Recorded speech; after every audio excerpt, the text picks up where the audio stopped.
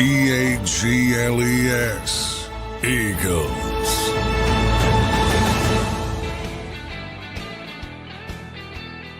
And welcome in, everybody, to a Tuesday edition of Birds 365 here on JAKIB Sports. I'm your host, Zander Krause. That's my co-host, Johnny Mac, John McMullen, back with you live for another 2-hour edition of Birds 365 across the JAKIB Sports YouTube channel.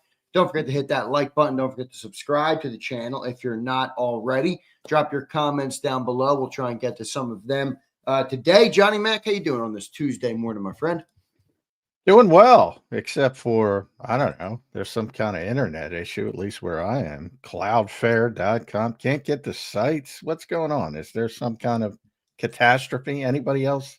I don't know. I think we're not streaming to X right now. I'm wondering if X is down, and that's why our show is not pushed there. Is there some sort of? I cannot get to X right now. I can't get to a bunch of websites, and that's been going on all morning, by the way. So I didn't know if anybody else was having this problem. I had it a little bit, but it's one of those things that I kind of just kept rolling with. But it is what it is, John. I'll keep an eye on that. Plenty to talk about here today. I do want to welcome and thank everybody for being here. John, a lot of news in Eagle land. Always, we got a comment on our show yesterday. It was hilarious. Somebody commented on our show, our Monday show yesterday, and said, wow, this was an amazing football discussion before the chaos ensues this week. And right on cue, after we got that comment, I started to see all the chaos ensuing here in Eagle land. Plenty to talk about, John. Let's start with Lane Johnson, John, yesterday diagnosed with a Lisfranc sprain. It looks like he'll be out 4 to 6 weeks. I would say at a minimum. Part of me feels like that's an optimistic timeline. John, what do you know about the Lane Johnson injury? And then we'll dive into maybe how this affects this team right now. Yeah, I think it's optimistic as well. I think, when people heard second opinion, I think they're thinking, diagnosis shopping, trying to get back on the field. I think it might be the negative direction. Yeah, right. I think there might be doctors chiming in with, it'd be better if you get surgery, that type of thing. But all speculation. I gave Nick Sirianni an opportunity to clarify some things. I got the we'll see. That's just Nick's nature. Even though it's obvious he's going to miss some time. So I would say best case scenario, 4 to 6 weeks. Worst case scenario, he's done for the season. He's going to see Dr. Robert Anderson. Obviously, he's the top guy in the country when it comes to these types of injuries. So I think whatever he says is what's going to happen. That's typically how it shakes out. So still in the wait and see approach. But I think the best case would be, and I said that yesterday when we did a football 24/7. I mean, my focus would be on the postseason. This team and Dallas won, and they'll have a chance to get back into it for a week if they can upset the Eagles down there. But it's pretty clear the Eagles are going to win the division. And for them, it's about the number 1 seed. And they're in a good position, to say the least. So obviously, you're not going to push them on the field if those games are not meaningful late in the season. So I would place my focus on the postseason. Yep. John, I think that's good. That's a good, that's obviously the optimistic view if Lane can return. John, I do think the other thing that's maybe a valuable talking point here would be if Lane were to return, that might not get a game shape a little bit. No, I mean, if you're missing 6 weeks and obviously it's a lower leg injury, and now I get it. Lane is he's kind of a freak of nature. So he's not typically the guy that I would worry about with stuff like that, but he's obviously older. And, when you have a lower body injury, you can't work out as much, maybe some stuff in the pool and some upper body stuff, but that's definitely something to keep an eye on. John, it's going to be Fred Johnson, right? Fred Johnson will be the fill in there until Lane potentially returns. Yeah. And, sort of a double pronged effect because they've kind of found something with this big package, Fred package. And that, is out the window. They did roll it out with Matt Pryor a little bit, and they'll continue to do that, but we'll see if it's as effective. And then just the natural downturn from Lane to Fred, with all due respect to Fred. He's not Lane Johnson, but he has been, everybody, every time this happens and Lane's out, everybody runs and says, oh, this is their record without Lane Johnson, which is terrible. You know what that record is? I didn't see it anywhere. I'd love to tell you, but internet's not working. Oh, yeah. So it's bad though. But last year, I mean, Jordan Mailata had an injury. Lane didn't play late in the season. I think Fred started 5 games. They won all of them. Might have been 6. He started the early one. So they were 5-1. And he's played significant snaps in 3 or 4 games this year, and they've won. So it's a little bit different than what was early in Lane's career when the numbers were just dramatically horrible. They have been able to persevere a little bit better with Fred Johnson. It's not going to look the same. It's not going to be the same, especially when you're trying to get the running game going. And it doesn't bode well for the offense not being a slog the rest of the regular season. But I think they can persevere better than they have in the past. Right. Yeah, I mean, I joked yesterday. It's hey, if we were winning with our offense, this would be a big deal. And this isn't to delegitimize Lane at all, but the offense is already bad, so it is what it is. Obviously Lane is a big loss, though. John, I saw a stat last night. No team in the Super Bowl era has won the Super Bowl with the lower than the 22nd ranked yards per game team. And the Eagles right now are 25th. I believe it was the 08 Steelers who won with the 22nd ranked yards per game offense. The Eagles are the 25th ranked. So that offense got to get a little bit better. Now, heck, records are meant to be broken. I understand that you could maybe win it, but it does feel like this offense has to pick it up a little bit. We will keep an eye on that, obviously, all throughout. John, let's go to, the big conversation right now. I texted you yesterday because there's this report that is out there. Derek Gunn on his post-game show spoke about Jalen Hurts, John, and I'm going to read you a couple of D. Gunn's quotes. And for those who don't, the one thing that bothers me, John, about Eagles fans sometimes, and I get it, I'm an Eagles fan, so, maybe clump me in, but if they hear a report that they don't like, instead of being, addressing like the report, they just attack the person. Yeah, I mean, they do it with Diana Rossini. Now they're doing it with Derek Gunn. I'm like, if anybody who knows Derek Gunn, come on, man, he's not a clickbait guy. He doesn't make shit up. He's a very well-connected guy. So he says Jalen is playing his game only on the field. And, quote, people in the organization are frustrated with the quarterback situation right now. He has them over a barrel, speaking about the contract. And then he said, this is almost Carson Wentz part 2. That's a direct quote from Derek Gunn. And it reminded me, John, when I texted you yesterday, it reminded me of a comment you talked about months ago here on Birds 365, that Jalen Hurts is aloof. And that was the word that you used to describe his relationship with some of his peers, or at least the way he's perceived in the locker room. What do you make of the report that's floating around, John, that D. Gunn put out there? Yeah, to me, there's kind of 2 parts to it. And the other stuff for people that have watched this show know about for weeks. There's some people in the building who believe he needs to be more engaged with his teammates and things like that. And that's, they had a meeting before the Rams game early in the season with a bunch of the offensive players, and that was Jeffrey Lurie's attempt to sort of remedy that before it got out of hand. I don't think it went that well, but I wasn't there, but that's, sort of secondhand information. The over the barrel stuff, I don't necessarily agree with that.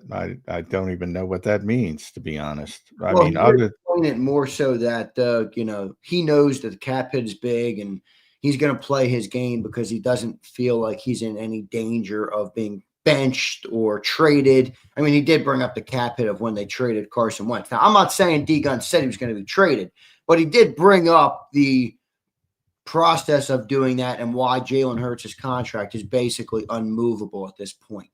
That's what he was referring to. Well, it is, but I think that's with every $50 million quarterback. I mean, that to me is sort of baked into it. Look, you make it. That's why it's so hard. Like you think the Miami Dolphins would give $50 million to Tua right now? Probably not, but they did. That's the evaluation part of it. And the Eagles have proven in with Carson, because I remember doing that whole thing. I mean, that a lot of revisionist history with that. The Eagles were when Nick Sirianni got hired, he was hired to fix Carson Wentz, essentially. Yeah. They were going to try to run it back one more time with Carson. And then Carson made it clear he didn't want to be here and all that stuff. And they made I remember talking about that with Andrew Brandt, and Jody got one right and never lets us forget about it. We were like, there's no way the Eagles are eating this dead money. It had never happened before at that time. It looks quaint now. It had never happened in the history of football. And that's what Andrew obviously was a Packers executive for a long time. He's got a keen understanding of the financials of this game. And he and I were like, well, there's no way they're eating that dead money. So the Eagles set a precedent by doing that. Now, would they do it again with this contract? No, I don't believe so. But I don't think it's at that point. I think it's I mean, my God, I get it. Look, I'm the one who tries to put, I think, as much context as possible around every aspect, win, lose, or draw with this team. But at the end of the day, they win every damn week to the point it's, in this league, it's absurd how much they win, whatever they are, 24 out of 27. You're not moving on from the quarterback. And for the people that want them to move on from the quarterback or want them to change the offense, well, I think there's much more in that category. Be careful what you wish for, because the only way that's going to happen is if you start losing on a consistent basis. Nobody's pulling the plug on this. Why would you? Now, I think there's the assumption that everything is just static and it's one or the other. They're trying to improve every week. They're trying to get better on first. They're trying to work within what they have built to get better and to make it look better. And by the way, it's going to look better in Dallas without 40-mile-an-hour winds. I guarantee it. Yeah. I'm not saying it's going to look good, but it's going to look better. Won't be consistent either, but it will be better this week. Yeah. I mean, like a lot of people, I was, Dan Campbell, the Lions, sent me all their stuff. And Dan Campbell was talking after the game yesterday, his Monday press conference. He was raving about his defense as well, as we are here in Philly. I think this is the perfect game to point out. When it's successful, it's the players. When it's not successful, it's the coaches. And I'm talking about outsiders. Oh, the defense, the defense is great, but so was Detroit's. And Detroit's, down 4 defensive backs, whatever. So the assumption is on the offensive side is, well, Detroit's down 4 defensive backs. Why can't you move the football? Well, why couldn't Detroit move the football? Why did Jared Goff, with all due respect to the Eagles, why did Jared Goff have his worst passing performance from a completion, maybe the most accurate quarterback in the NFL? You really think that's going to happen at Ford Field inside? Right. The Eagles might have the same pass rush and the same dominant performance. It's still not going to be the same result. I think way too many people missed what was going on from a weather standpoint in that game. And the more people I've talked to after the game, it's like you didn't know where the ball was going. And that's what happens in those types of environments from a quarterback, receiver, yada, yada standpoint.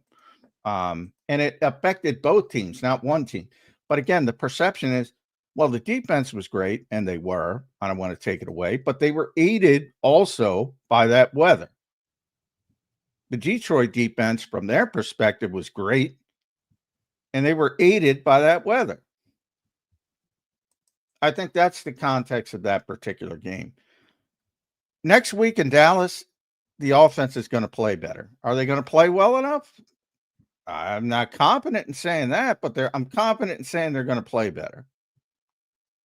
But the larger, and I went down a tangent, and I apologize. They're not moving on from the quarterback. He doesn't have them over a barrel, other than all $50 million quarterbacks have their teams over a barrel. The barrel, if you're over a barrel, if there's people, that's because you misevaluated the quarterback, not the contract. And I find it very hard to believe that. I mean, Jeffrey Lurie, it starts with Jeffrey Lurie. I'm sure he hates this offense. I've never been anything sure in my life. Yeah. But if you asked him again, well, you could throw for 400 yards, but you'd be 11-6 and you'd lose in the divisional round. Or you can be 14-3 and win another Super Bowl. I'm sure he's going to go Super Bowl. And there's no guarantee they're going to win it. But Jeffrey's been around for a while, and this is the best era of Eagles football ever in his ownership. But during his ownership, this is the best era of Eagles football. And I'm pretty sure he's not going to pull the plug on that because it doesn't look pretty. Fair enough. John, what can you add or speak on or maybe clarify the quote? And it's Derek Gunn's quote, it's not your quote, but just what your information tells you. People in the organization are frustrated with the quarterback right now. It's a direct quote from Derek Gunn. Who does that mean? Players, coaches, front office, Jeffrey Lurie? I can't speak for D, but I've gone. I mean, the receivers aren't happy when there are opportunities, the ball doesn't come out. I've said this a million times.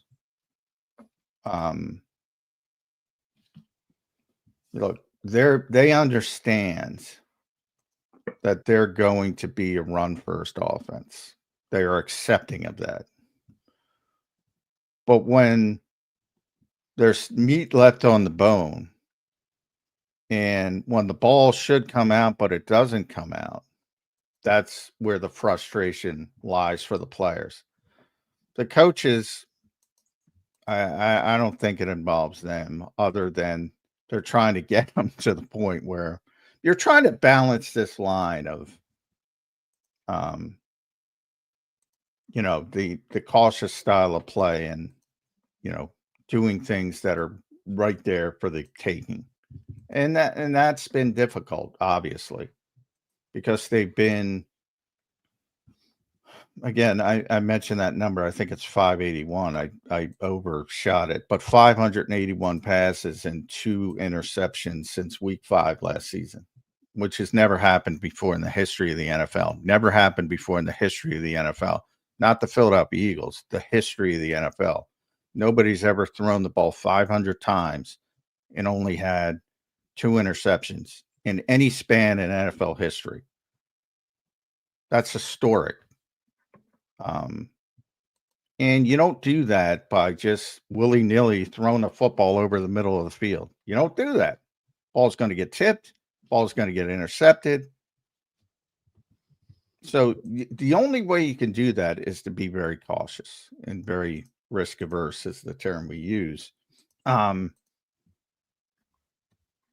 impacts the other end. You're not as explosive. That's what you're trying to balance. Trying to get more explosive, but trying to stay with that ball security. Since Nick Sirianni got here, the Eagles put this out this week. I couldn't even believe it. When they win the turnover battle, they're 40-2. Saw that. 952 winning percentage. It's crazy. 40-2. And Nick knew the games right away. 21, they lost to, might have been Buffalo. I don't know. And no, they beat Buffalo in 22. I forget who they won the turnover battle and lost the game, and I can look it up real quick from Nick yesterday Is because the he internet mentioned back? Is Twitter, is X back? what's that? No, X is still not back. I don't know what's going on. Yeah, So it's an amazing stat though, man. 40 last year they lost to Washington, and there was a game in Chiefs, 2021. Commanders and Chiefs, they're telling me in the chat. Yeah. So the Chiefs, yeah. Chiefs in 2021 in the regular season, and then obviously. And then Washington last season. That's it. That's it. So that's their mindset. And I said, if you want to blame the coaches, I've been pretty consistently. That's where I'd start. But be careful what you wish for, because you could take off the shrink wrap, you can take off the handcuffs, whatever you want to say, and you can throw the ball all over the lot if you want to, and say, well, we got great receivers, so we should be able to do it. Well, look at all these other great receivers, and they do it. They also turn the football over. Hell of a lot more than the Eagles do. So, every action has a reaction. And if you're going to be that hyper conscious over ball security, then you're going to be less apt to have explosive plays in the passing game. No doubt about it. John, I want you to give your opinion on this. Do you believe Jalen Hurts has regressed at all? No, from playing, I kind of look at it, everything I always say depends on your definition. I look at it as learning to play the position, because that's my biggest problem with young quarterbacks. They don't know how to play the position. I think he's evolved greatly from when he first got here. As far as what he can do and what he sees and what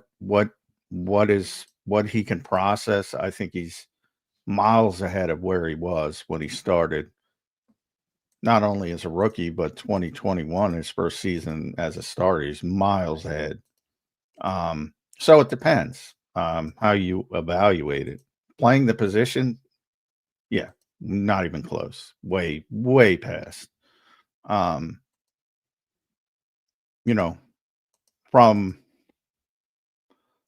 a fantasy football standpoint, or whatever you want to term it, number standpoint, he's regressed because of how they play.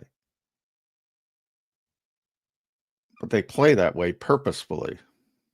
Right. So it doesn't really speak on the player as much as it does the philosophy that they have on offense. John, good stuff there. Look, it is interesting conversation. I know people get upset when we talk about it, but it's out there. It's something to be discussed. They did ask Jordan Mailata about it. I don't want to say he dismissed the report or said it was wrong, but he just kind of brushed it aside and just said, I don't want to talk about my job. So that was Mailata. John, good stuff there. Good context to what D Gunn had to say. We appreciate everybody for being here. I know people hate that. They get mad at us. Well, I mean, to your point, this constant deflection of whether it's Derek or Diana, nobody's lying. Nobody cares about your favorite team. Nobody's trying to destroy your favorite team. This is information they're getting. In the case of D Gunn, that's somebody inside the organization, so blame them. And then the old, there's a lot of media illiteracy in the world over far bigger things than professional football. We're not curing cancer. We're not delving into geopolitics, where it's really we're covering an inconsequential game at the end. Where it's stuff that impacts people's lives. But there's incredible media illiteracy. So the assumption, well, if somebody says it, say it on the, the point is there's a power dynamic in everything, whether it's easier to explain in something like politics, which is obviously, say you should go on the record to say, the president did this or the governor did this locally or blah, blah, blah. You should go on the record. There's a great power dynamic disparity. So, people do it anonymous sometimes. Same thing in a football to a much lesser degree. The head coach, power dynamic, the quarterback, power dynamic, certainly the owner, power dynamic. So it's not like you can go out there and say, and that's, in a lot of ways, AJ as the whistleblower for this offense, because he's got his own power. He can do it, whereas other people can't do it. And when I say aloof, I mean, that's a lot of the lesser players who don't get the close-up treatment because they don't have that power dynamic. So there's a ton of media literacy, but the immediate reaction of far too many people is, I don't like this. Derek Gunn's an asshole, which anybody who knows Derek is not the case remotely. Diana, if you knew her at all, not the case. In fact, her husband is a Eagles fan, lunatic Eagles fan, by the way. So it's kind of amusing because she gets shit in her own house, I assume.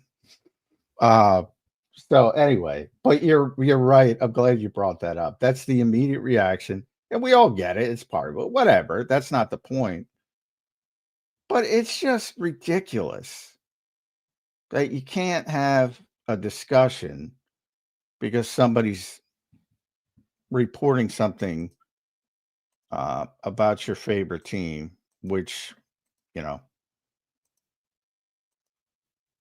if you want it fixed, have your favorite team fix the issues. Yeah, I agree with you, John. Good stuff there. Appreciate everybody for being here. Good context added to the conversation by John McMullen. As always, we appreciate everybody for being here. Don't forget to hit that like button. All right, let's get to one super chat here on this topic. Jason A-Team says, part of the reason they put that D Gun story out, I think, is to scapegoat Jalen to hide the ineptitude of the coaches. Hurts isn't the only problem. Nobody said he's the only problem. Nobody's ever the only problem with a football team, which, by the way, is the number one seed in the NFC, and now the favorite on betting markets to win the Super Bowl. So I don't think anybody's looking to scapegoat him. In Philadelphia, baby. So yeah, nobody's trying to hide the ineptitude of the coaches by scapegoating the quarterback who might take you to a third Super Bowl in freaking how many years? 4. What the freak, man? Nobody's looking to scapegoat Jalen Hurts.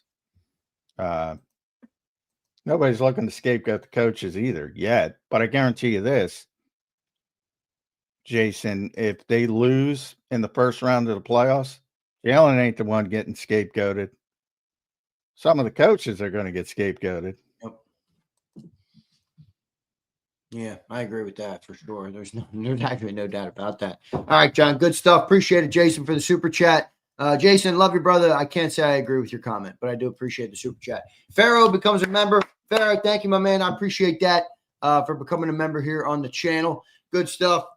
John, 24, I guess what are we, 24 and change? We're like 30-something hours removed from the end of the Eagles versus Lions game. That was a big game, John. That was a big game. What's kind of your take on the game? Has your take evolved on the game? It always changes for me a little bit when you get a little bit more removed from it. Looking back on the game, any other thing that comes to mind, John, or any evolved opinion or takeaways from the Eagles' big win over the Lions on Sunday Night Football?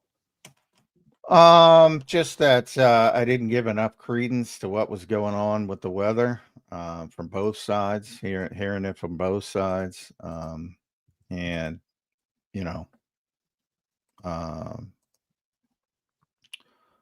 it was, and the Eagles handled it better and they persevered it better and they deserve credit for that.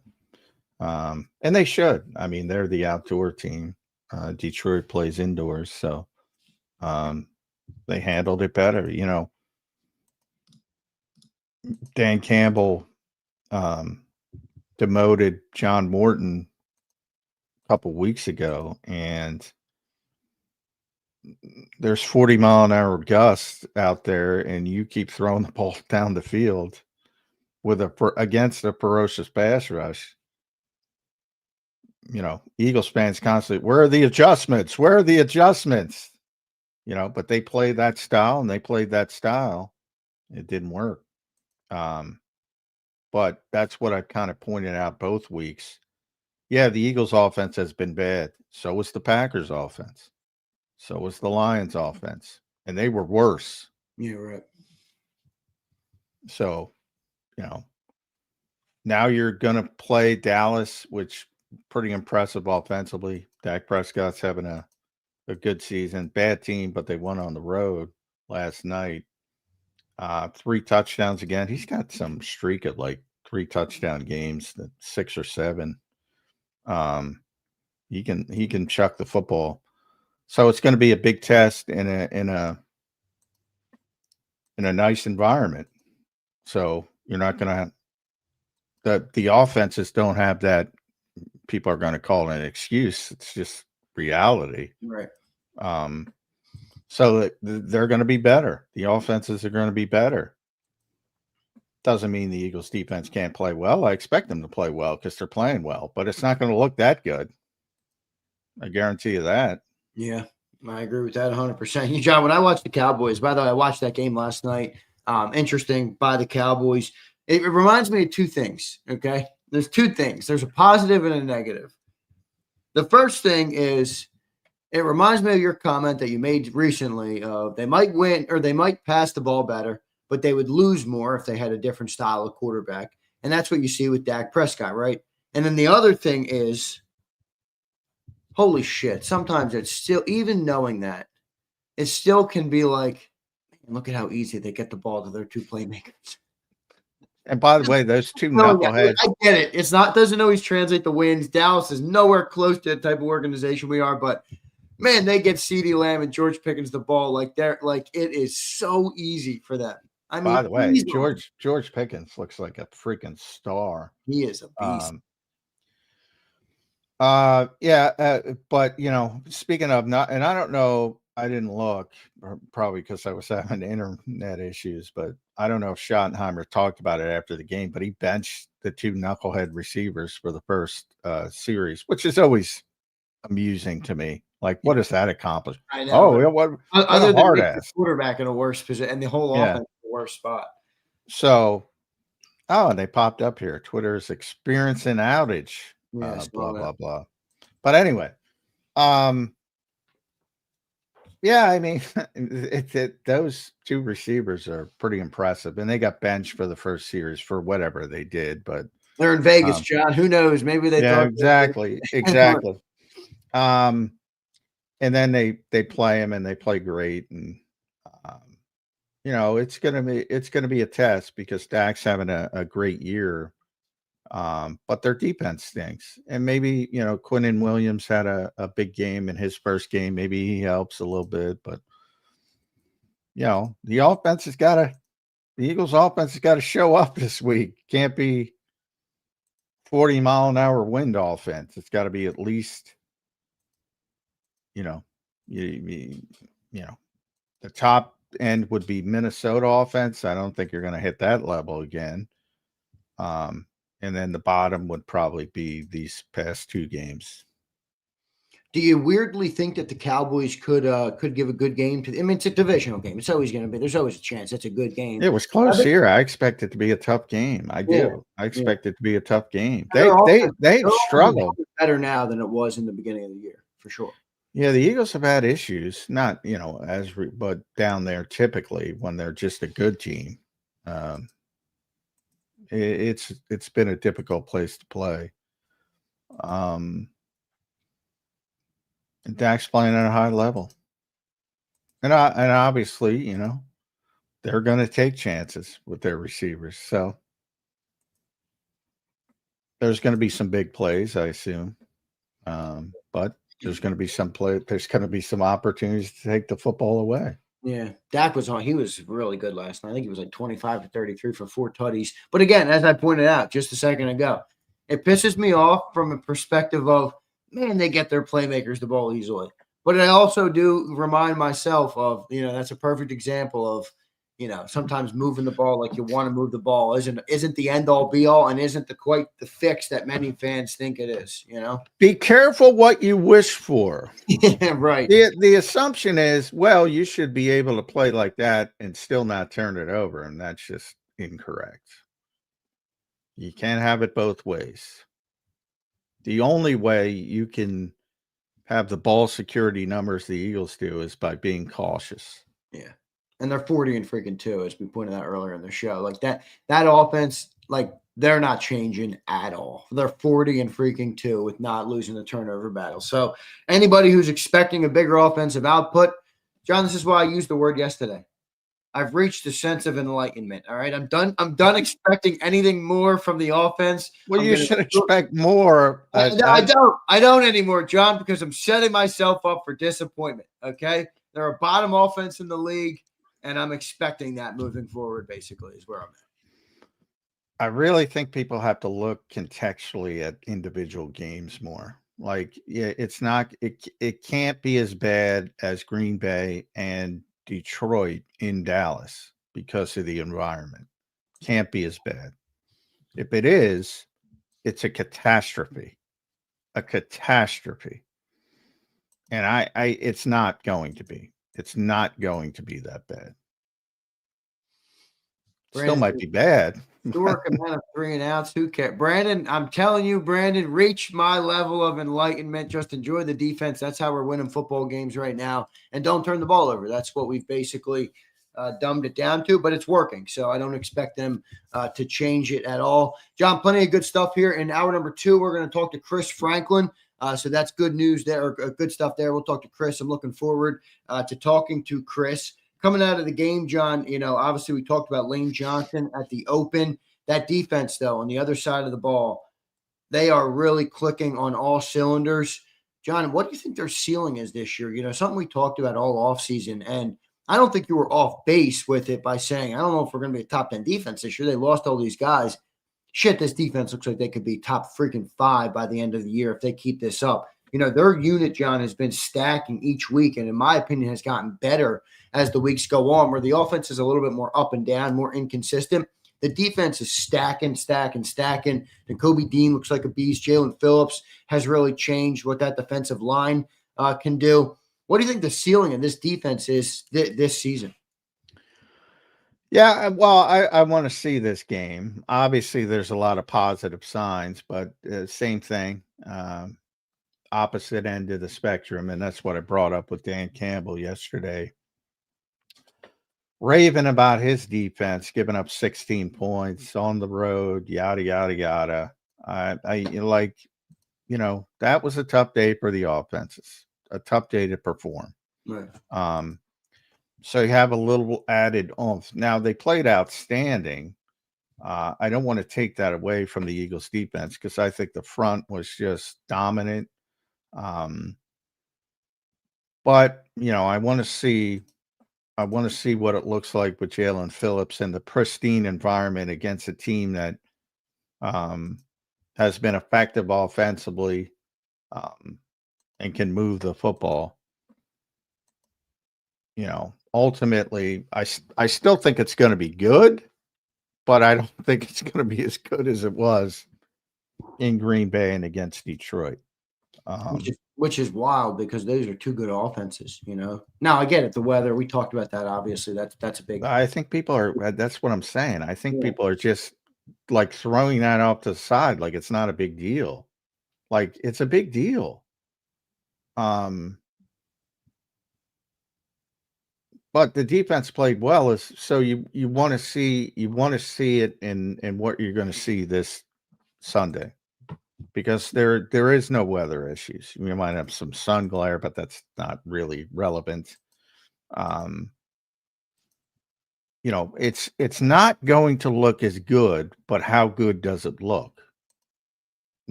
I want to see this. So, by all means, laud the defense, laud Vic Fangio. He'll be talking later today. Did a phenomenal job, but they were aided by that weather. And I would argue also by Dan Campbell not changing the way he plays. Like, that was a Ford Field game plan. It's like, dude, you gotta scale it back. I realize, for the people that say, well, because a lot of people say the Eagles should just impose their will. You can say they should impose their will against Green Bay or Detroit or Dallas this week. Can't impose your will against Mother Nature. She's gonna win. That's true, man.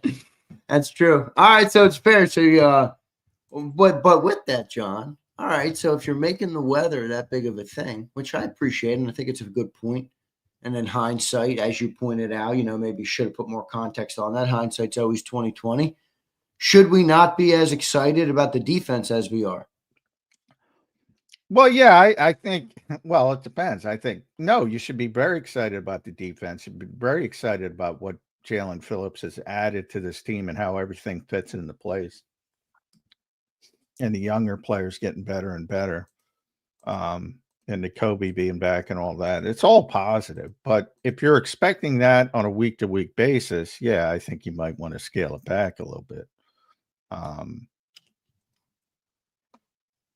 And I think you'll see that this Sunday. But if they show up and give up 10 points against the Dallas Cowboys, then I'll be That'd be crazy. And I don't think that's going to happen.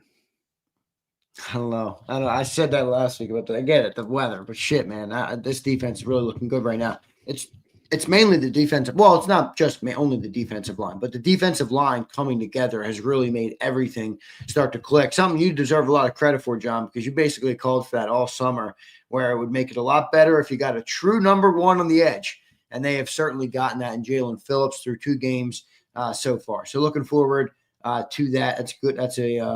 That's a good one, John. Right now, the Eagles sit atop of the NFC. With the schedule that they have remaining, you got the Cowboys, you're going to have the Chargers, you're going to have the Raiders, you're going to have the Bears. It feels like the Eagles can really do it, can really do a number and win a lot of games this year. I don't know if they'll win 13, maybe 14. I don't know. I mean, they have 2 losses right now. They're not going to be underdogs the rest of the season. I believe. If they play their game, if their defense plays good, they could win out. I mean, that sounds far-fetched, but might not be as far-fetched as we thought. No, I mean, I don't see too many games on the schedule that they could lose now. Really, and I'm talking about the next 4 games because you don't know who's going to be playing. Washington is going to be probably dead in the water, not playing anybody. Buffalo, who knows where they're going to be. So I just look at Dallas, Chicago, at the Chargers, Las Vegas. I mean, Las Vegas is a gimme. Let's be honest here. The Chargers are just crippled, and they're not getting better with their tackles. So I thought that might be a tough game. I don't look at that as a tough game, even though it's at SoFi. Eagles fans will take that place over. Chicago is not good enough. People think they're good, but they're not. They're Washington this year, not ready for that game. This is the toughest game at Dallas for a couple reasons. Divisional game. Week 1 was closer than people expected. Tough place to play. Good offense. Eagles should win. They're a better team, but they're explosive. So this is this is a somewhat tough game, but it's not like it's a great team. No, they're not. They're clearly not a great team. But look, I tell you what, Quentin Williams looked like a good addition for that team, didn't he?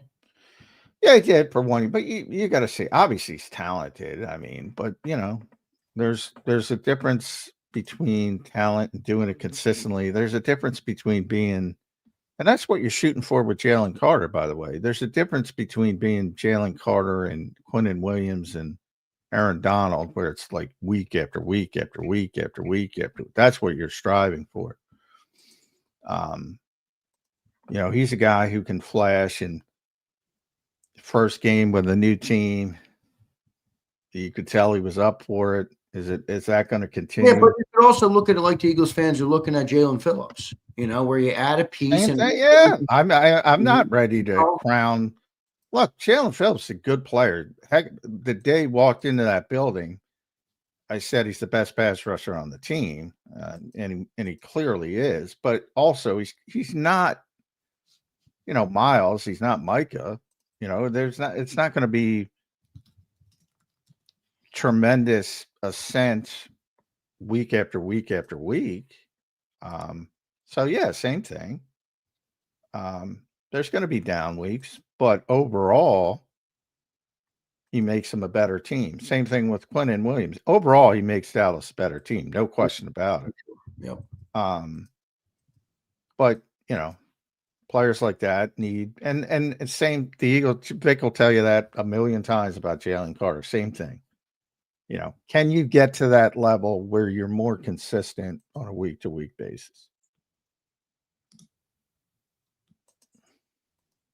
Yeah, that's obviously the goal. Good stuff there, John. I do think that Cowboys team is an interesting one. It should be a good game. It's a divisional game, so there's always there's always a chance that it's super close, and I think it could be super close. I think our buddy in the chat, Roll Philly. I don't know if he's in here right now. He is in here. All right, he'll be at the game down at AT&T. Roll, it's a good stadium, man. I was there at the one of the first seasons that stadium was in place. I mentioned that to you. I was there for the first game, John, of Jalen Hurts' college career. They beat USC 52-6. Blake Barnett was supposed to be the Alabama quarterback that game. I drove from Alabama to Dallas, Texas. I was a freshman in college, and out comes Jalen Hurts to lead the offense. Nobody expected it, and he beat the USC. Blake Barnett. Yeah. Blake Barnett would be the quarterback. Yep. And they beat up on USC 52-6 in Jerry's World. So I was there for that game. That was the only time I've been to Jerry's World, but that is a pretty cool stadium. There's no phenomenal stadium. Yeah. Phenomenal stadium is sick. It's sick. Yeah. Also the best by far, by millions of. It's like a 4-star restaurant spread there. Say what you want about Jerry, but he's got class. He classes that place up. Last time I was there, I was talking to one of the ushers. We had to do a hit, and we're walking outside to do it inside the bowl of the stadium. And I was talking to one of the ushers. They tailor the sports jackets of the ushers. Class act, Jerry Jones. Yeah. No, it's well done. He might not be great at building a football team every year, but not a great all the other stuff. Yeah, there's no doubt about it. Good stuff there. So that stadium is pretty cool. It will be in Dallas this week. It's pretty dope. All right. So roll, enjoy the game, my friend. That's pretty cool that you are down there. All right. Appreciate that. Let's get to some super chats here, John. We're going to talk to Chris Franklin in hour 2. Jason A-Team says, for people saying they want to get rid of Jalen are insane. He's the franchise QB that this city always wanted. Only franchise guy to return to a Super Bowl. I don't think anybody's saying get rid of Jalen, Jason. I don't think anybody's saying that. I hope not, because that's not going to happen.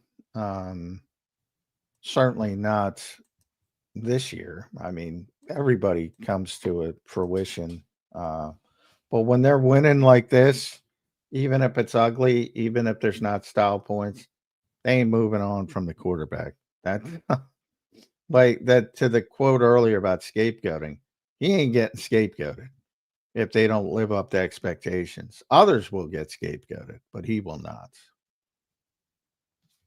Fair enough. And what do you think of the context of he, only franchise guy to return to a Super Bowl? Well, you know me in the belief, like, it's not quarterbacks returning to the Super Bowl. It's teams returning to the Super Bowl. And they have a very good team. It's not just Jalen Hurts. He's a big part of it. But I mean, I can run down the list of great quarterbacks that didn't have supporting cast. And to the same level, it's not an insult to Jalen. People take that as an insult. There's never been a quarterback from Tom Brady on down, Joe Montana, whoever you think is the best, who won with a bad supporting cast. Never. Doesn't exist. Doesn't happen. Yeah, I mean, Yada says now it's teams. Yada, what do you really think? Do you think it's all Jalen Hurts is the reason we're 40-2 and have I ever deviated off that once in my life? I don't think anybody should. I mean, come on, it's a team game, dude. What the fuck are you talking about here? All right, here we go. Rashid says, "Good morning, fellas. John, I hear you. Others saying the offense is ranked 20 plus and defense is middling. Offense has us as 5th overall. Offense and defense is 9. What's the difference?" Oh, PFF, I think he says. PFF. Oh, well, difference is you're talking about individual stats and grading film. Yeah. I mean, everything's involved with who you trust and when it comes to film. But yeah, oftentimes that total offense and total defense numbers are not very valuable because of the context of,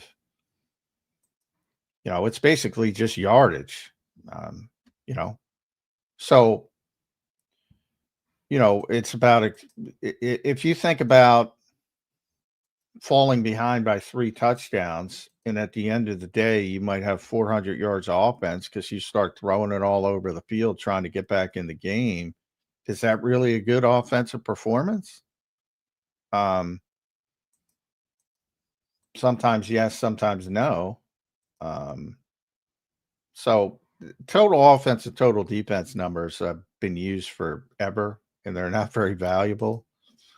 And then you have advanced EPA numbers, which are more valuable. But football is a very contextual game. That's why I say it is not a statistical sport. And by that, I mean baseball is a very statistical sport because it's pitcher versus hitter. So, and they play a huge sample size. So the old adage, you are what the back of your baseball card says you are, it's probably correct. Football, there's a lot of layers to it, man. A lot of layers to it. But I would trust film over total numbers, to say the least. Well, part of the PFF grade too is that they don't have negative plays, so their risk averse approach does grade out better, right? Yeah, last time I looked, and again the internet's down. I can't get there. Last time I looked, and I haven't looked. I haven't looked this week. Coming into last week, I think they were the 5th ranked team. I don't have offense and defense in front, but 5th overall, which is about right, But yeah, I football is not a statistical game. It just isn't. It just isn't. There's so many. Think about garbage numbers at the end of blowouts, and it's just. And then people forget about it and say, well, so and so threw for 350 yards, all empty numbers. In a particular game. Not always. Sometimes it's huge. But you really got to bear down and look at high leverage situations and then say, all right, who's performing well in high leverage situation? And that's where you get, the best grades. And I always say, first thing, take out the worst game and take out the best game. Number 1, right off the bat. Right. It's actually a good exercise by you. Rashid, thank you, brother. Real quick, he followed up and says, also, PFF has Jalen Hurts as the highest graded player other than Tank Bigsby. I don't know if that's for last week or the year or what. Yeah, I think it was last week. I don't think it's a year, but I can't get there. Last week, I think he was the highest rated player. Maybe Tank was higher, but he barely plays 3-4 plays. But yeah, he was the highest graded player in that game, I believe, but I can't get there. I believe. But I just skimmed it. I didn't really look at it. Rashid, thank you, brother. Here's my boy Brody. What's up, Brody? Thanks for the big super chat, brother. $20 super chat here. He says, I think I'm at the point where I'd rather have a passing attack. Yes, we win a lot, but it's so painful to watch, and every week it's nothing but angst and drama. Kind of saps the joy out of all the winning for me. Hey, yeah, I appreciate the thought. Look, hey, if you don't like watching it, at the end of the day, it's entertainment. That's right. That's what I say. Well, it should be at the end of the day, but people are so passionate about it. Yeah, I say all the time, this product is awful. The NFL as a whole. I don't know why you guys watch it. I think it would be tough for me to watch this product, the NFL as a whole, if I didn't have to watch this product. Right. It is bad. Like if you didn't do this, you wouldn't watch much football. It is bad. It has gotten really bad. And part of that is self-inflicted mistakes because they think people like offense. And for the most part, they do, as a point to Brody here, who wants to see more offense. But, you know, and I'll say it again, every action has a reaction. So they hamstrung, and you have these little pockets. It goes back and forth where they hamstring the defense, and then the offense is throwing the ball all over the place. You know, think about years ago, you couldn't just leave the pocket and throw the ball to the line of scrimmage. You had to eat a sack or do something. They've done everything to help offenses, and then it takes the defense, and that's why I like defensive coaches better than offensive coaches, because they're the ones who always got to go, shit, I got to figure something out. Exactly. And then they figure it out. But what they figured out is go kill the quarterback. So it's interesting. They're all this safety dogma. If they played the game like they used to play the game, it would actually be safer for the quarterbacks because you can actually play defense. Now defense has become either get to that MFer if you have a good quarterback, not, with bad quarterbacks, you can do whatever you want. But with the good ones, you either get to them and get them off a spot or you're screwed unless there's 40-mile-an-hour winds or something like that. So these guys take more hits.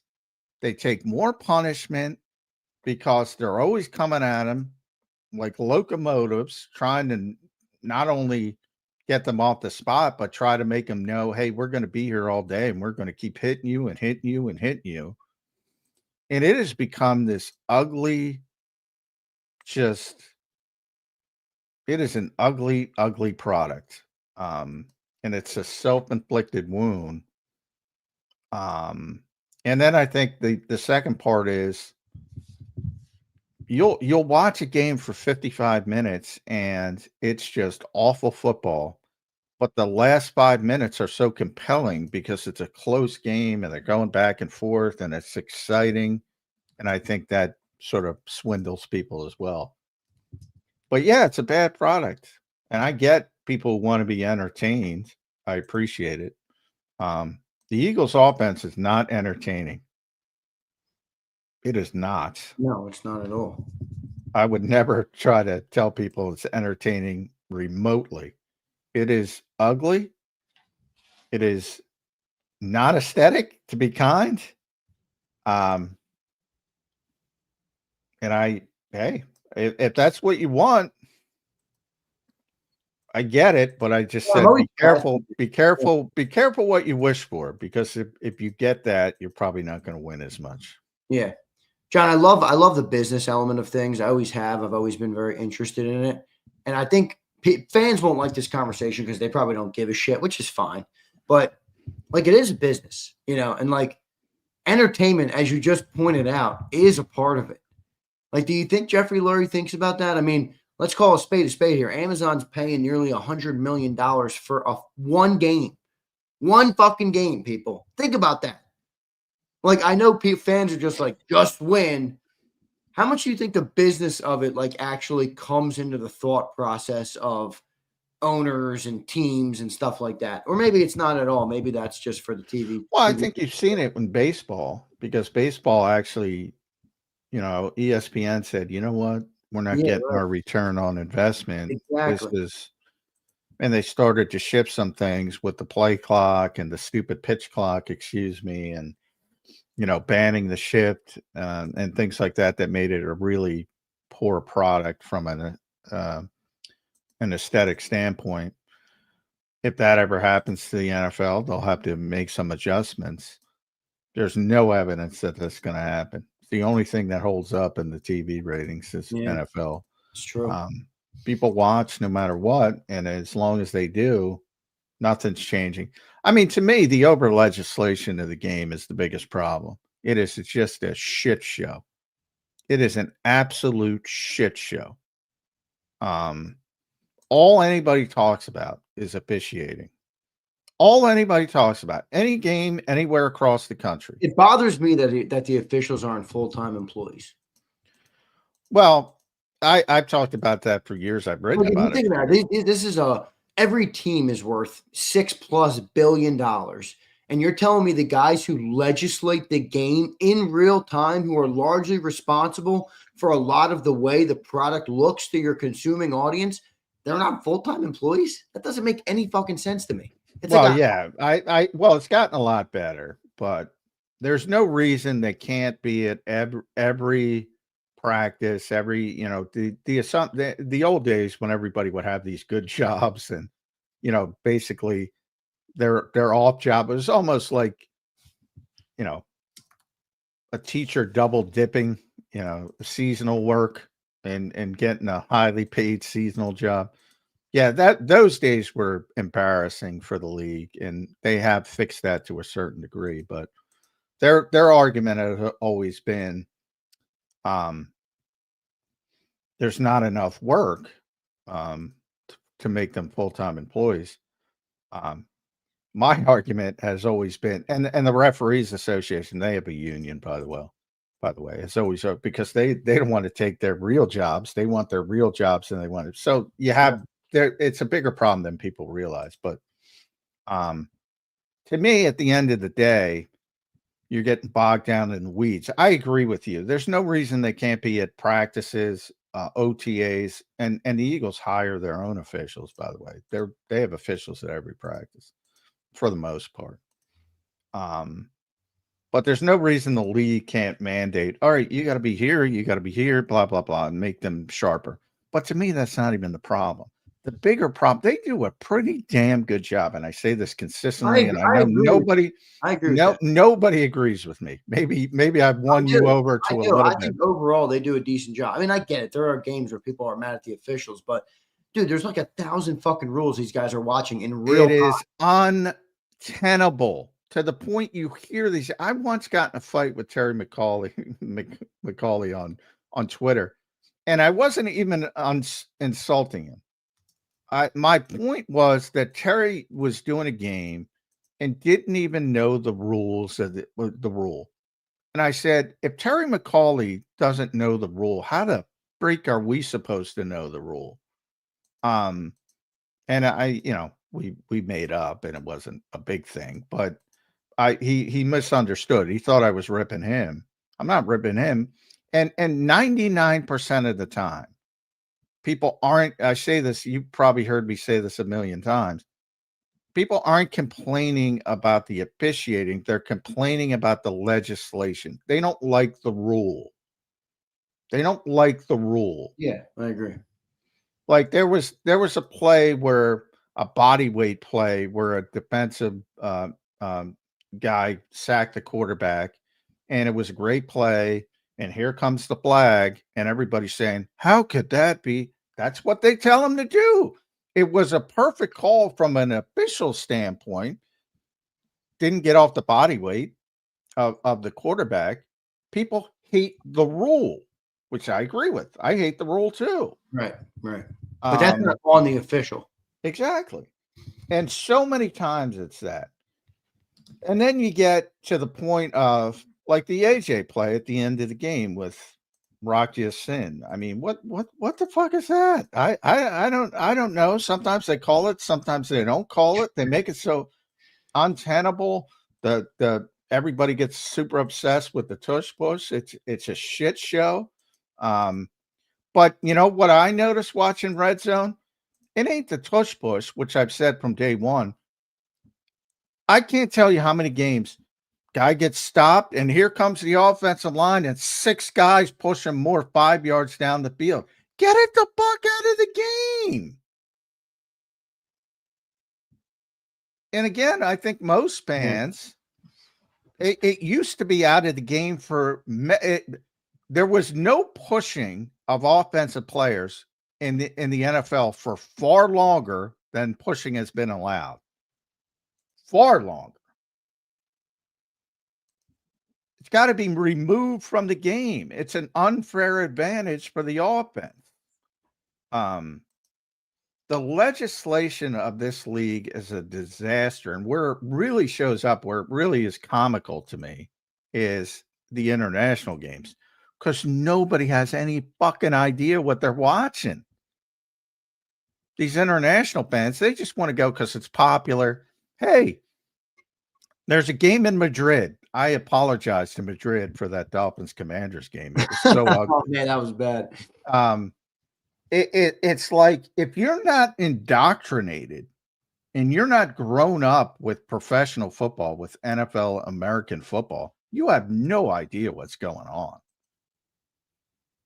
There's so many arcane, useless rules, legislation. It's unbelievable that this really product is as popular as it is. But by all means, continue to be this popular, because it is an ugly product from an entertainment standpoint. Yep, no doubt about it. I don't know, John, I just looked it up. It says there's 121 officials in the NFL. I mean, what do you want to pay him? Pay him 250 G's a pop. That sounds like a pretty good salary to me. What would that be? Top of my head, I think that's it's a very short season. Remember, $30 million though. I mean, they're making $700 million for one fucking game on Amazon. I mean, come on, you can't pay. Well, it's not about paying them. What are they going to do when there's nothing to do? We're officiating the NFL. Somebody's got to do it. Well, yeah, but if they're not, the goal is presumably to improve. Although I don't think that's the issue. No, but my point, I get what you're saying. Like, there's not that much workload. Like, they probably have 20 days of work. So in essence, you're just paying a guy and he's going to go get his shitty second job anyway. And most of them, by the way, aren't shitty. Most of them have really good jobs. Yeah, right. Or back in the old days. But nowadays, they have improved it. They have improved that part of it dramatically to where I don't complain about it. In the old days, it was like, this guy's a lawyer and he does football on the side. Now it's not like that. They are much closer to full-time employees now, and they do have them do other things. But in their rare defense, there's only so much you can do. We talk about the dead periods here. I just think, I don't know, the way I see it is it's a small price to pay for like protection of your investment. But if you're telling me you don't think it protects or improves the investment that much, then it makes sense why they maybe wouldn't go that route. Yeah, I mean, they pay him like full-time. That pay is not the issue. They pay him like full-time employees. The issue is finding work for them to make them improve at their jobs. And I don't think that's the issue either. I think the issue is the over legislation of the league. People giving them the direction on what they have to freaking call. Exactly. And then they make it far more, catches. Is that a catch? Is that not a catch? It's like, they made it so overly legislative. Well, the ball moved. The ball moved slightly as he rolled over, and he's gonna go. It's like, dude, it's a catch. The old bar test. 99 people think it's a catch. It's probably a catch. Now, again, you're gonna have fans, but objectively, and these guys, I was watching a college game. It was an ACC game. I forget what game it was, but And they do this, and the UFL does this. They take you into the ACC decision-making, whatever they call it, live, while they're looking at the play that they're looking at.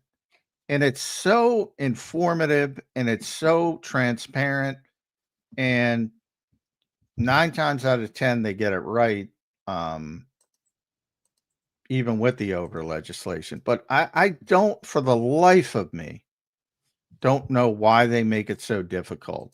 Just go to a sky judge, just say, hey, and by the way, this is with everything. Like that last pass interference. Somebody's in his ear for everything else. Say, you know what? You guys missed that. Pick it up. Bang. Fixed. It's so easy. Yeah, that to me So seems like a easy. So easy. For whatever reason, they don't want to do it. Missed face masks happen every week. I saw another one last night. Bang down. Yeah, hey, you guys, there was a face mask. Bang.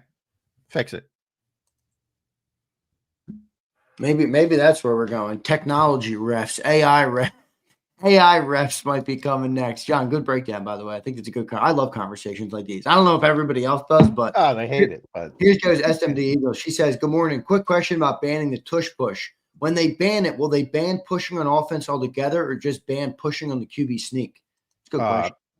Yeah, my belief is they'll ban pushing as a whole, which they should do. And that's been my argument from day one. And by the way, for the people that don't know, that used to be the rule for 40 plus years. Right. No pushing of offensive. You see that every week in every game. It is an absolute disaster where, again, a ball carrier stop, they don't blow the whistle, and here comes and they just chug them down there an extra 5 yards. Really unfair to the defense. I believe when they do ban it, and they will ban it eventually, it will be framed as pushing as a whole. Now, their problem and the reason they allowed it was because they claimed it became too hard to officiate. Sound familiar? But they got to get pushing out of the game. They got to get pushing out of the game. I think that's what's coming next. Good stuff. Brody, appreciate your super chat. SMD, appreciate your chat. Let's keep getting. We'll have Chris Franklin here in a couple minutes. Worst behavior says, do you think there's an impact of the run game with Steen tapping the center to snap? Dead giveaway when the play starts and improves defense's reaction time. No, they've been doing it for years. Everybody does it. Yeah. You're on the road, you use silent count. Some people might use the left guard. The Eagles use the right guard. They've been doing it for years through multiple coaching staffs and multiple right guards. I asked Kelsey once, why is it always the right guard?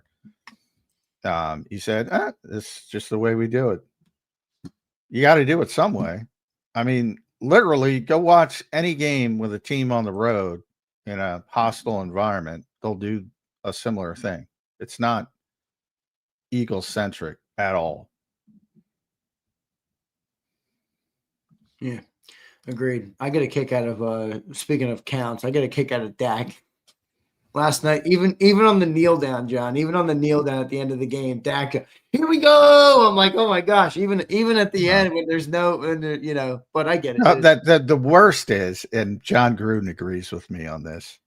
He always does his stupid quarterback things, and he's like, "Give me your snap count," and all the college quarterbacks look at him like he's crazy because all they do is snap their.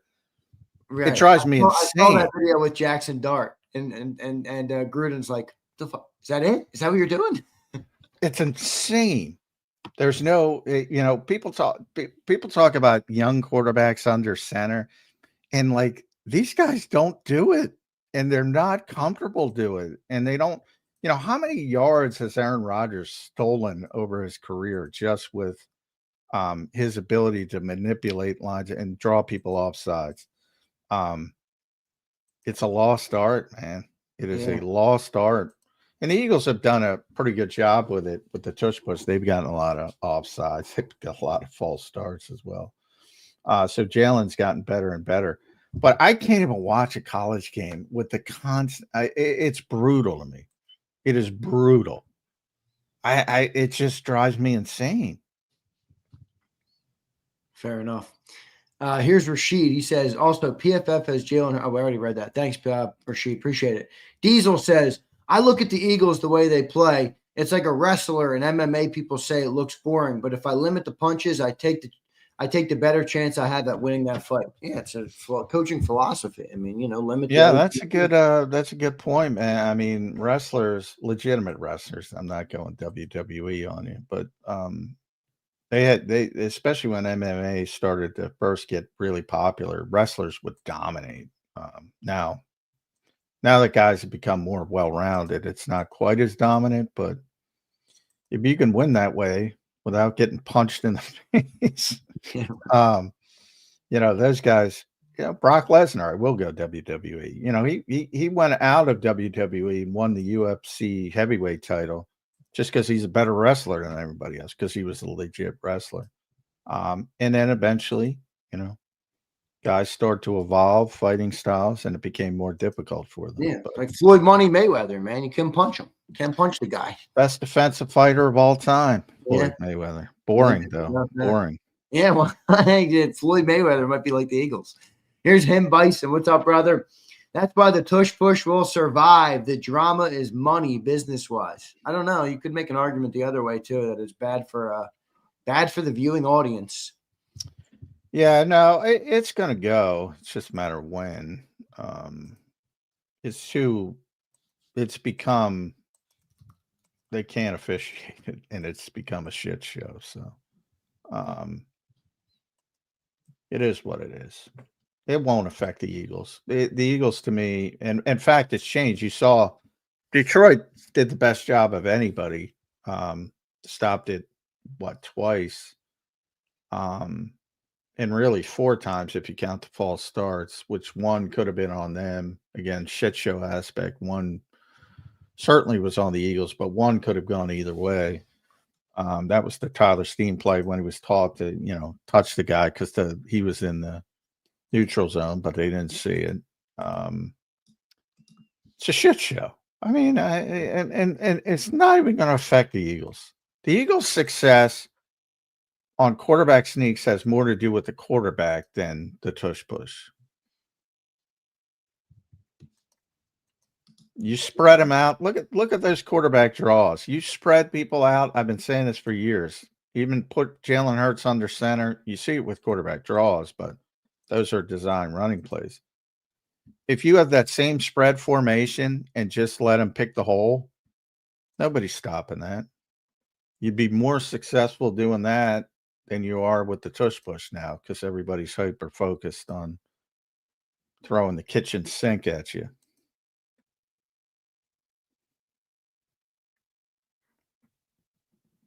You're muted. My bad. Sorry about that. Bison, appreciate the super chat, brother. Here's Dice Manx. I don't know how to pronounce that. He says, look at the Bulls. Pats, boys run. None ended well. I don't know what you're talking about. What am I missing? What happened? Look at the Bulls, Pats, and boys, maybe Pats and Cowboys, Patriots and Cowboys runs. None ended well. Look at the Bulls. So I guess he's talking about 3 dynasties that didn't end well. No dynasty ends well. Eventually, it's over. I mean, right. You can't be good forever. People age out. Players age out. And then you got to it's cyclical. I say it all the time. The Eagles will get bad again. And they will get bad again. I can't tell you when. It's a hell of a run. It's the best run in franchise history. But this is a cyclical industry. They will get bad again. I don't think the beauty of the good teams and the good organizations is those lulls won't be as bad as the god-awful lulls of the bad organizations. But they won't always be this good. It's not possible. It's just, again, you could point to Michael Jordan and Tom Brady and the Aikman, Smith, Urban Cowboys. It ends for everybody. Yeah. That's kind of what he's saying. He says that's why worrying about Jalen is nonsense. Elite players aren't friends for life. No, well, the friend thing is like, what are we in high school? I never give a shit about the friend thing. What are we in high school? Now, Chris is my friend, but let's get to Chris. I might turn on him because that's who knows? We can't turn on. I'm joking. I'm joking. All right, let's go to Chris Franklin. He joins us right now here on Birds 365. You can follow him at C Franklin News. Chris, welcome to the program, my friend. How you doing this Tuesday morning? Not bad. It's like a WWE heel turn. Well, that's right. You got to turn eventually. You got to go. You can't be a baby face forever. You got to go heel. There's always a plan B. And next thing you know, I'll just have a chair ready to go. If it ever changes, I'll make sure I have a steel chair ready for one of you guys. That's right. Just kidding. I'm coming for you, buddy. Not like the media's coming for the Eagles. Boy, it drives. Does it drive you nuts when like D Gun will put something out or Diana will put something out and people will attack them? Like they're not making shit up. It's stuff that's going on with the Eagles. Now it's interesting because the Eagles have this success. They keep winning games. They're 40-2. You saw that. They put that out there. That even I was like, really? They're 40-2 when they win the turnover battle? This is insane, Chris, but it's also ugly. Where are you on that scale? There are times I feel like this is college football in the sense that you want to see the style points be better. You want to see them win with style points. It's a good thing it's not like the BCS or the college football playoff where they have to have a committee to let them in, because right now they probably be like a 6 or 7 seed instead of up there higher. But I think you get that feel a little bit. And over time, I think the main thing everybody wants to see is consistency and performing a lot better when you have that many, especially on the offensive side. You have that many high price players on there, and they're not performing as well as they should be performing. And when it comes to the media thing, it depends. For me personally, for me, it's just more like who says it. Because if you get like a Nick Wright, who constantly Yeah. says Well, it, I'm reporters versus. Yeah. I think there's a difference, and now, but I'm a perfect example. I mean, you have to do both now, but there's some that only do one, and certainly the guys that just talk behind a microphone are not going to have the same credibility of people, who are reporters and doing both. And yeah, so it's hard sometimes to know the difference, although it shouldn't be. You bring up a certain someone, it shouldn't be hard to figure out that, he's different than those people that I mentioned before. Should it be that hard? Is it that hard? I don't know. sometimes the lines blur a lot. And I know personally, one of the two people you mentioned as that I believe more than maybe the other person just by longevity, and I'll just leave it at that. Sometimes I don't know it's like sometimes, but longevity, I'll just leave it at Yeah, Diana's taking a lot of hits. that. Uh, Well, I may not be down there every day. I don't think I've heard maybe from a few people that maybe that one of the people might be somebody who's associated with another team who would like AJ Brown. yeah, no doubt about it. But that's to me, like all the stuff, and I tried to explain it on this show, was not coming from the Eagles. It was coming from outside the organization of people hoping to acquire, because that's what GMs do, right? They look around the league. They say, well, AJ's not happy. Maybe I'll call them and see if they're willing. And that's what happens. So You take the if you, grenade, you take the pen yeah, out, and you throw it, and just watch it laugh sometimes a little bit. and that's what Howie does, by the way. He Oh looks yeah, around the league and he says, oh, Miami's an absolute shit show that just fired their GM. Let me see if I can get Jalen Phillips. That's what you do. yep. So, but if somebody in New England, shall we say, says, maybe we can get AJ Brown, and they tell Diana that, she's not making shit up. She's just saying what they think. And hey, maybe if we push, maybe we can get the Eagles to come off. And by the way, I'm starting to think the Eagles are going to come off in the offseason, Chris. I think they're like, if things continue this way, I have gone past the needle and saying if we're going 50-50, I'm higher AJ's out if things continue to go this way the rest of the season and the Eagles obviously don't win the Super Bowl. I would say for the first time, I'm leaning more towards they're going to move on than he's going to be back. Have you reached that point? Not yet. I'm not there. It's getting closer.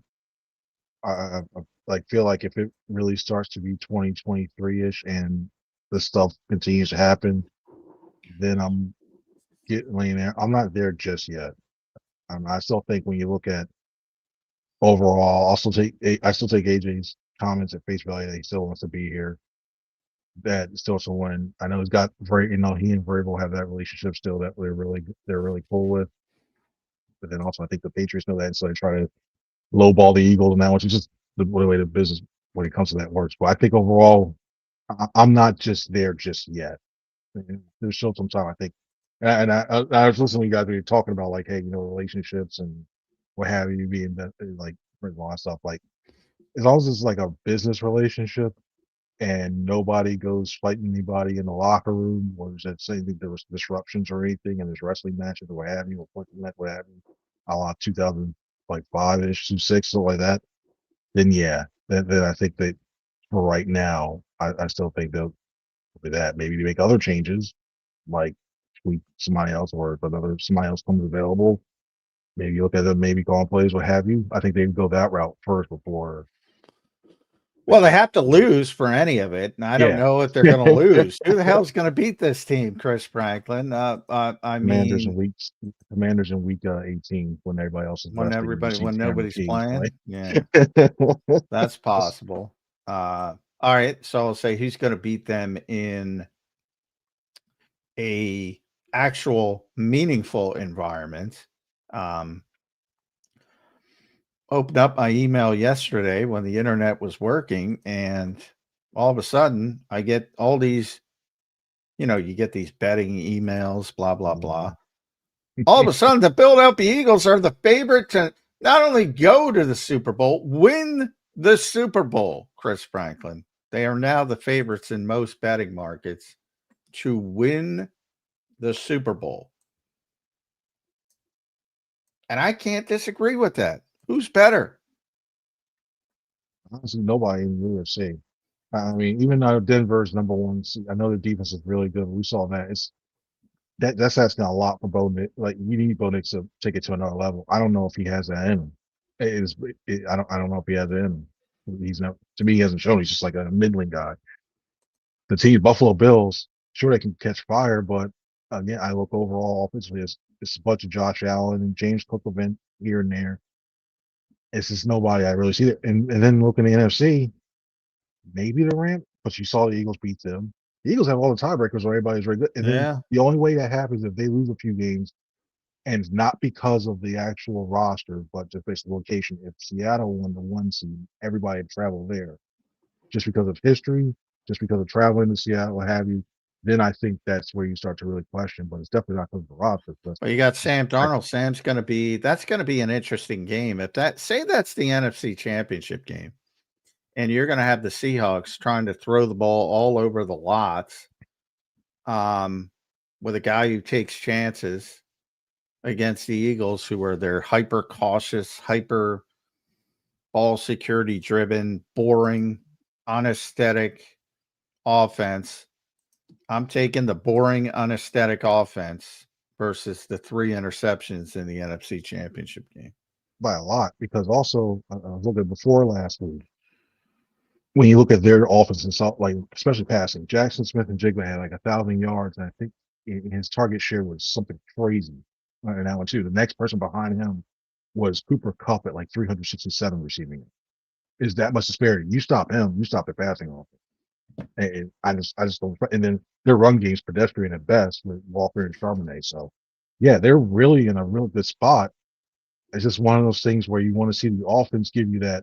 Well, in case the defense does let up or the defense does slip up and not play as that very high level they're playing at right now. My goodness, that defense is playing well. But just in case they slip up and they struggle against somebody for whatever reason, you want to know that, you know what, it's okay. The offense can step up and do that right now. Well, I don't have that confidence at all. I don't know how anybody could. We don't run the ball well. We don't pass the ball well. The only thing we do well offensively is we score more points than the other team, which equates to wins. A lot of that has to do with the defense, but that's it. I mean, Chris, they don't do anything well on offense. Let's be real.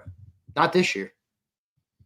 But Don't they run the stop routes, the go routes, and the save 3 routes? I'm just kidding. They do that well now.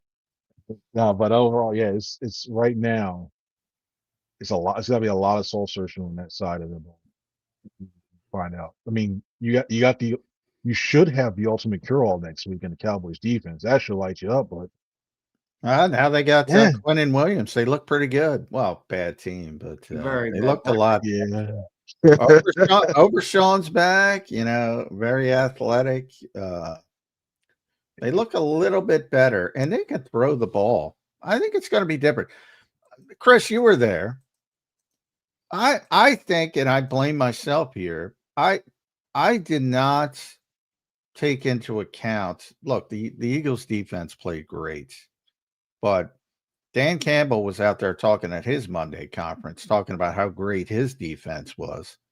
That wind was really difficult to deal with. Talking with the players, it's like, yes, the Eagles defense was great, but so was the Detroit defense. So how much do we weigh that? Like, I'm very interested in this Dallas game because Dallas is a good offensive team and they're a bad defensive team. So I want to see what the defense does against a good offensive team in a pristine environment. And I want to see this Eagles offense against a bad defense in a pristine environment, because they better damn well be better. You can make a little bit of a crutch and say the weather in Green Bay, the weather on Sunday night. Dallas, it's perfect conditions. So something's got to give this week. But also, Dallas is a place where, besides last year, they've always struggled at. Oh, always, yeah. So I factor that in a little bit. So, but I think a lot of the stuff the defense did right. I think Dan Campbell helped him out when it came to field position a lot, because even when he was going with the win, to me, it was reverse. Like, it was like watching weird call after weird decision after weird decision after weird decision, because you decide to like you had to win at your back, if anything. And it was moving to one direction a little bit, but you had to win right. You expect your kicker to be able to adjust it. Elliott made it from the one same side. Why couldn't your own kicker do that? So that's why I looked at it a little bit like, what was Dan Campbell doing? Because I think they could have had it. That game should have been. Yeah, it wasn't a good game for Dan Campbell. He's dropping back. He's play action. It's like, what are you doing, dude? You can't block him. Yeah, it was a bad game. John Morton, he should demote himself for John Morton. It wasn't a great offensive game plan for the Eagles either. I mean, they came out trying to pass the ball in that weather. I didn't really understand that, but it is what it is. Vince, Chris, let's move to the other side here. Defense, how impressed, how surprised are you by how good they've been? It's one thing to be good. They're like back to dominating form. I understand the weather had a factor 2 weeks, but 16 points versus the Packers and the Lions, Chris. If you told me that at the beginning of the year, I'd have said, you're crazy. What do you make of the defense?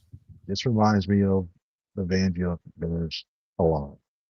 Even if you go this defense is probably one of the best seen in a very, very long time. And we've seen some of these units even last year's. We saw last year's unit, we saw the other ones. That I think this one, and even with the Dory Jackson, we play a lot better. Even like this one, especially, you want a Dory? Yeah, even with a Dory, this thing looks like it's all right. I mean, you see what a difference Jalen Fields and the pass rush makes. But now you see everything fall into place how it's supposed to be. That defensive line should have been playing overall, and that they had Nolan Smith back and everything else. And Quinyon Mitchell, he's all pro for sure. Yeah, all pro for sure. He's gotta be in the defensive player of the year talk. He has to, because when you face that many teams, the top receiver of that many teams, when you're traveling as much as you can, when you're limiting the completion percentage, when you got that, it's crazy. It's like, it's Revis, not saying he's Revis, but it's Revis-like in a way in this day and age, how many teams throw the ball. So he deserves to be in the defensive player of the year route, and Coop's doing a good job. And I mean, listen, one of these coaches, one of these assistants are going to get a defensive coordinator job next year. Like, personally, I think it's Christian Parker because I think you look at the way he's developed over time. I think he might be a guy, but they're losing. Clint Hurts too, man. I think Clint Hurts. Hurts, yeah, especially with the Clint way he's Hurts, on. Bobby King deserves some love. Yeah, Bobby King, CP, absolutely. but I think you're right. CP's the guy who's sort of like the young guy that Right. everybody looks at that is the hot candidate. I do think Or he'll be the first. Mitchell. That's Yeah. that's a good Well, one. yeah, you've seen some guys. Gilmore won Defensive Player of the Year. Revis, Sertan. Got to get a few picks though. Got to get. You know how these idiots, and I'm one of the voters, and we're idiots. You got to get a few picks to bid in that Defensive Player of the Year conversation. But he's playing at a high level. There's no doubt about that, and so is Cooper.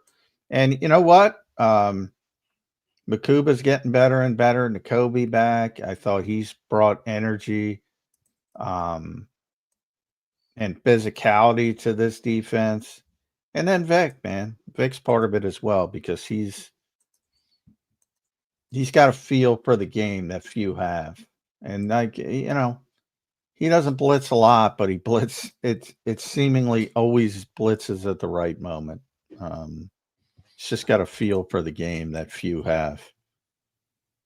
Yeah, and I'll be honest, Nakobe, you mentioned Nakobe, that he surprised me a lot. I thought he did an extremely great job last against the Lions because the matchup that really scared me was that Campbell would motion somebody over and have one-on-one with him and Gibbs a lot more, and we're seeing that wheel route happen, and then you're holding your breath a lot.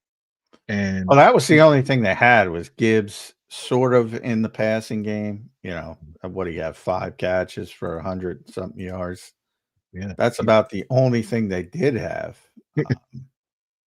which is, you'll take that because that guy's a tough matchup. Boy, even in that game, even in that performance, everybody was like, that's when I was talking to defensive players, Chris, they were like, wow. I've never seen somebody escape NFL talent on defense that easy. I mean, they're like within an arm's length of him, and they still can't touch the guy. It's amazing how good he is in space. it's crazy. Yeah. Everybody, and myself included, when they're thinking like, oh, he's going to fall at 24. He'll be 24, 25 in the draft. Nah, there's a reason like with that high. People are starting to speaking of, there's some running back this year. Have you seen Jeremiah Love? Oh my gosh, yeah, the Notre Dame kid is a oh stud. My Lord. He's a Not stud.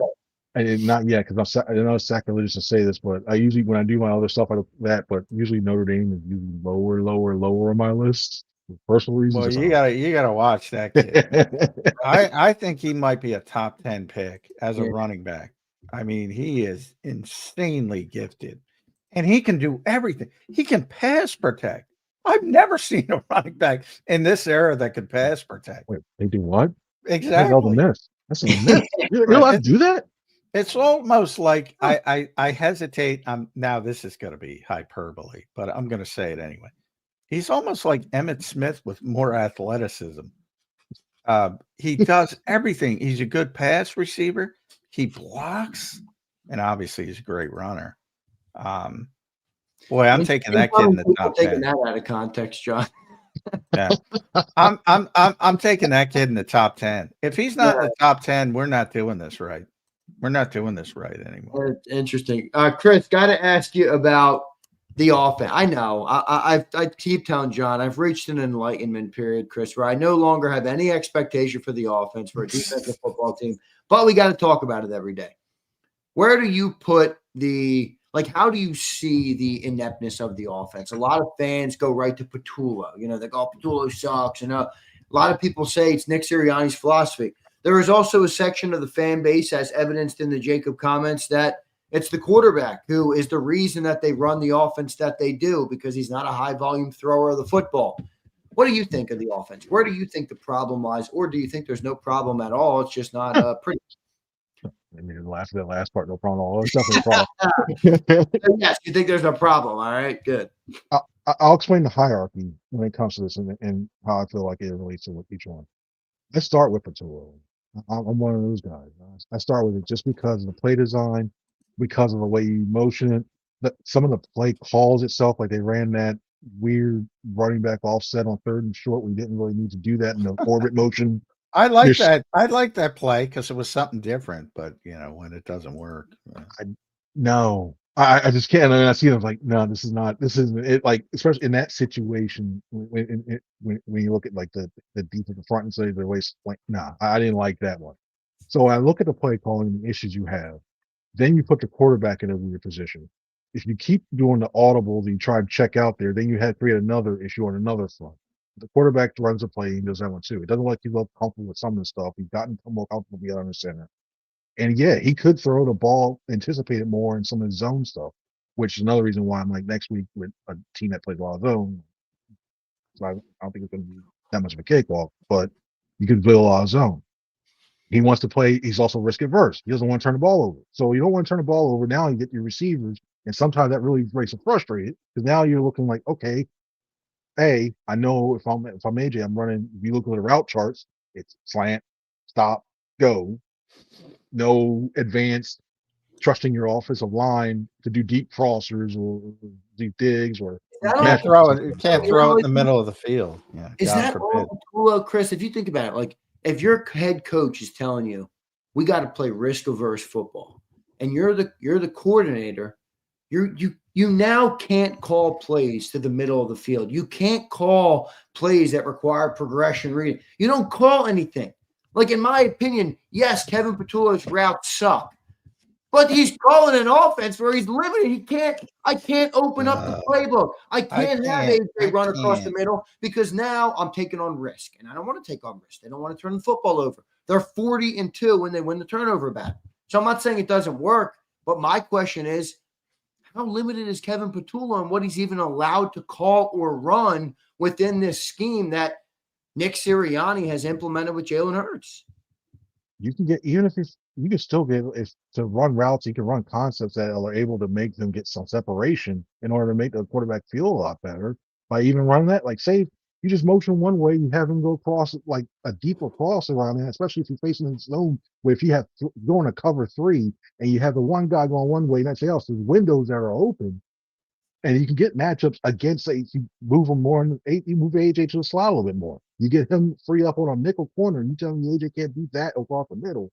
I think little things like that. Well, they want to throw it is the question. I mean, they don't seem to want to put the ball in any sort of, like, Chris, if you want to make plays in the passing game in the NFL, it inherently has risk. Right. There's cornerbacks on the field. There's defensive backs on the field. There's a defense on the field. That's why I think they throw outside the numbers. They only throw to AJ when there's man coverage. I mean, I don't know. I think blaming it on Patullo is. It's not 100% Patullo. It's not 100%. No, he deserves. If I'm divvying up if this is Thanksgiving's coming over, I'm divvying up a sweet potato pie right now. It's like, hey, you know what? You Patullo. This is a blaine pie. It tastes like bitter, and nobody putting no seasoning or put no seasoning in it for Thanksgiving Day. Nobody putting no seasoning. I'm going if I have my blame pie, Chris, I'm going. You got to go Sirianni before you go Patullo. I agree. I mean, it's his offense, but I'm hesitant to. And by the way, Nick will say that he'll say it's my fault first, but so I don't have a problem saying that. But I do have an issue. Like Kevin's been in the NFL since 16 years, I think he's been in the NFL. 2007. Well, he had 1 year in Texas A&M. So when he left the Jets and then came back to the Colts.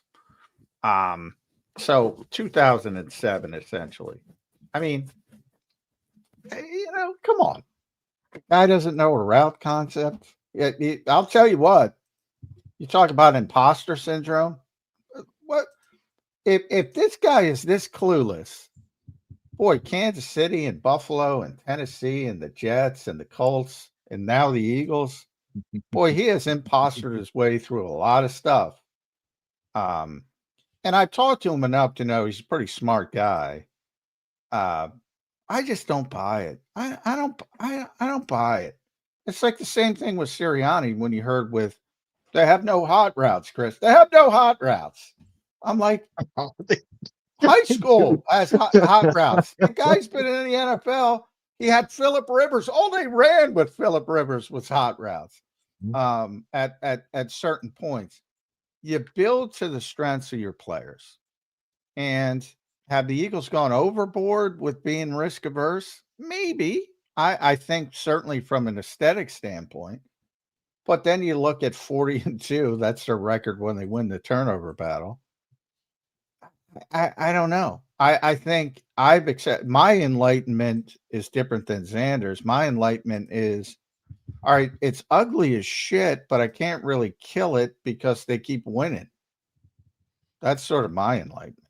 And I forgot this. The other thing I see with Patullo too is I want to see him set up the plays. If he's going to run one of those plays like that, running that weird one we saw early in the game, set it up so that we can run it later on to really get the team really thinking about that. 'Cause I know we've heard in the past. I think it was the first game, whenever when he said, "No, we see a play we really like. We're just going to run the heck out of it, run." And I just that the quote that Jordan Mailata said last year with Kellen Moore just stuck out with me. Like he explained why they're running the play and they had so much stuff built off of each play to run it. I just Well, I just want to see that. I think sequencing is a big thing.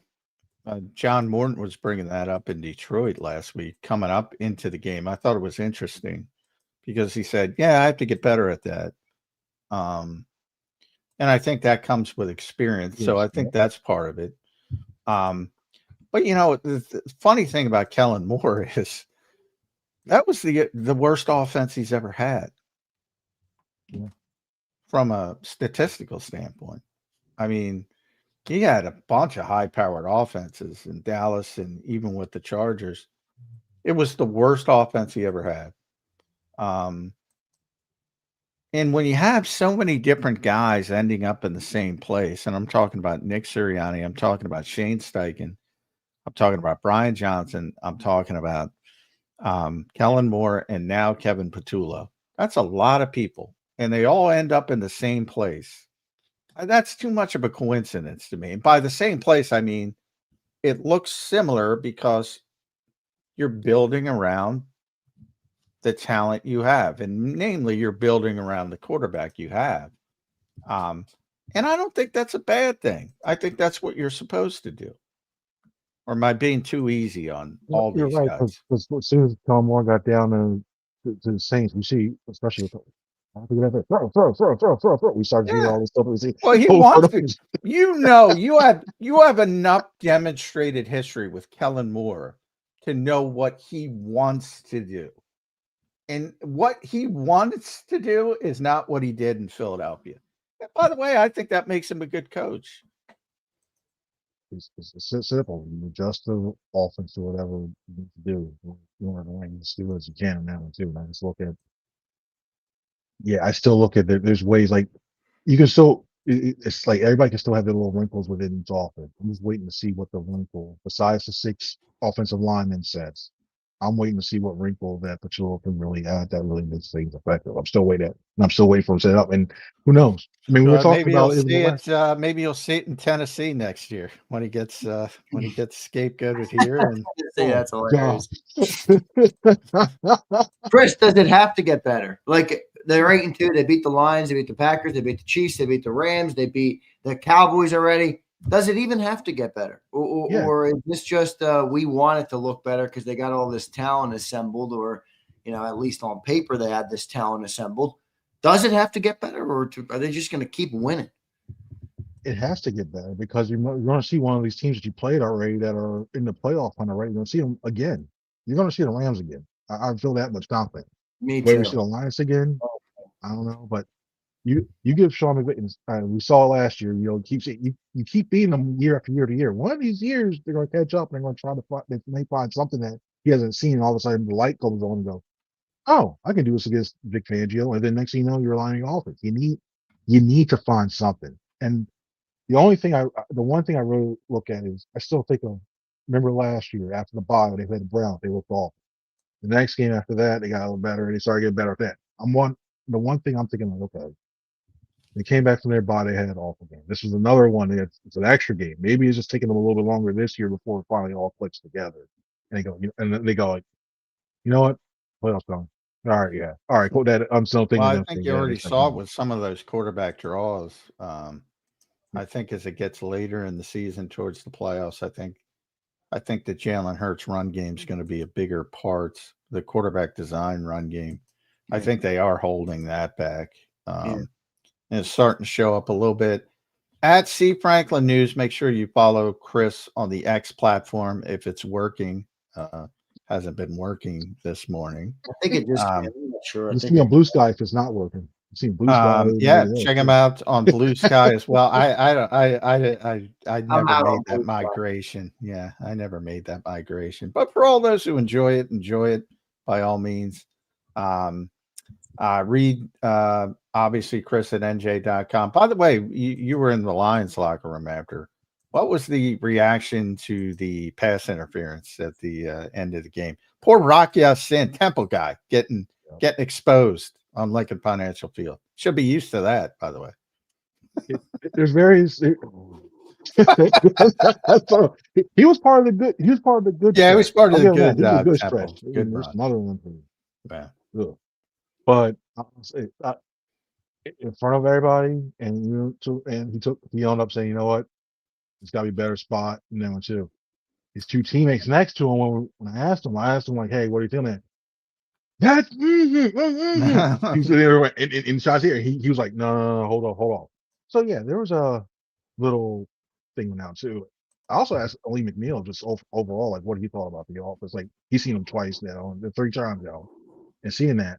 And he said basically it's the same thing. They're just big physical guys. They do what they want to do, the same thing over and over. So I'm like, well, you got another player's thing there. And Avante was just it's like cool to see Avante again now. Yeah, Avante. Yeah.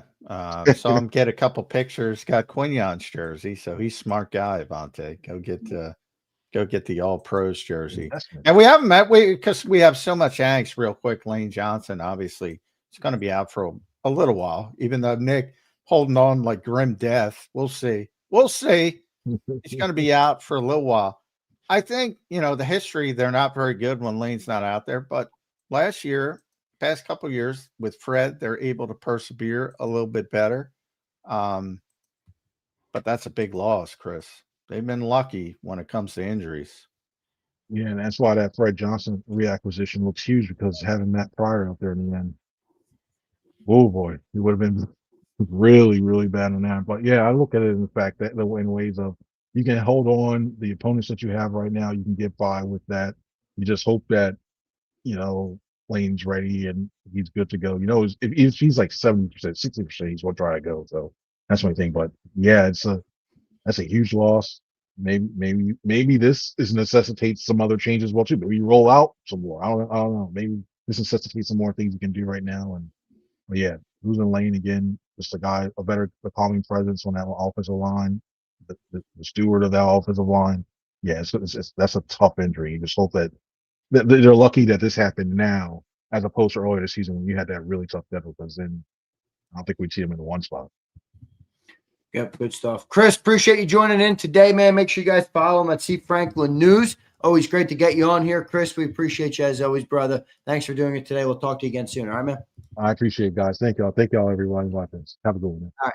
Thanks, Chris. There's Chris Franklin joining us right here on Birds 365. Appreciate Chris for joining in today. Good stuff there. John, plenty to talk about here as always. Another day in Eagle Paradise. This team is like the easiest team to talk about every day, man. They always give us something to discuss. But, John, my takeaway here at the end of the show was this is stuff that you've been talking about for months here on Birds 365 that people always catch up, John. You're always 3 steps ahead, brother. Yeah, well, I appreciate it. I think people that listen to this show are you got to really listen, though. It's not you got to really listen. You got to unlock. Well, you do have to listen. You do have to listen, but usually ahead of the game. So, but we'll see how things shake out. At the end of the day, again, number 1 seed, strong inside track to that number 1 seed. Going to be favorite every single game, I think, the rest of the year, barring, some issues late in the season, potentially Buffalo, if they have to play and the Eagles don't have to play, for instance, something like that. Favorites to win the Super Bowl now. So for all the issues, and there are issues, nobody's ever perfect. The Eagles are in a better position than most teams, to say the least. No doubt about it. John, good stuff, man. Your final thoughts here on a Tuesday edition of the show. We got the Cowboys coming up. They had a nice game last night. I always laugh. I know people love to, it was the Raiders. I get it. Like, I hate people that delegitimize any team's win if it's not like a great opponent. We lost to the fucking Giants. Yeah, Right? well, that's Who's in front. it's That's hard. it. And that's what Nick says. You know, I all haven't the seen the time. Eagles beat a team that bad like the Cowboys did last night. It's hard to win in the NFL. It is. It's not like college, and I say it all the time, there are really good players on every NFL team. And look, I think as the year goes on, some teams start to sort of check out, and it becomes easier to predict these games. But early in the season, man, that's why you see teams like the Giants jumping up and beating the Eagles. And sometimes, that's a good thing because the Eagles corrected after that loss. I mean, they took that loss hard, and they should have, and they've been, playing at a high level, especially defensively. They can't seem to figure out the offensive issues, but part of that is a philosophy. I truly believe that, and the philosophy is not going to change until they start to lose on a more consistent basis. And I don't think people want that to happen. So be careful what you wish for is what I've said. Yep, no doubt about it. Johnny Mac, great show today, brother. We will. What's on the agenda for the Bird? They're off today, right? So they're not back on until tomorrow. Yeah, players are off. Coordinator day, but normal week, Sunday game. I may be down there. I may not, because one of those days I woke up, I said, my car's on a slope, and sure enough, flat tire. You got a flat tire right now? Yeah. Oh, man. Yeah. Fucking cars. They always give us some shit to deal with. Some shit. So I got to go deal with that. Are you going to change that, or are you going to bring that? Are you going to AAA it? What's the plan on that side? Well, it's not completely, so I think I can limp it down to. But I'm going to see. I'm going to assess the situation. Maybe you have a nail, you can plug it or something. Who knows what's going on there? All right, John. Good luck with that, brother. Appreciate you doing it today, as always, John. You are the best at covering this football team. Anybody that listens to you is a smarter Eagle fan. Well done today, my friend. We'll talk to you tomorrow, all right, brother. All right, thanks all. All right, thanks, Jim Mac. There's Johnny Mac. John McMullen joining us right here on Birds 365. Great show today. I appreciate everybody for being here. Hit that like button. Drop your comments down below. We will get to all of those. Oh, shoot. I missed some super chats for J Mac. I missed one. It's a pumper one. I'll get the pumper. Pump, my bad, bro. I should have read it to John, but I'll get to it. Appreciate everybody for being here. Hit that like button. I always say, great talking to John, man. If you listen to John, you become a smarter fan. I don't really give a shit what you got to say about him. He knows what he's talking about when it comes to this team. And the Jalen Hurts stuff is something that John has been talking about for months, really. He brought up the aloof comment months ago. Carson Wentz without the religion months ago. I mean, this is stuff that John has known and talked about for a very long time. So pretty good. All right. Pretty good all around. What's everybody think right now in Eagle Land? They are 8-2. All right. They're in a good spot. Catch says 5% of catch. That's completely wrong.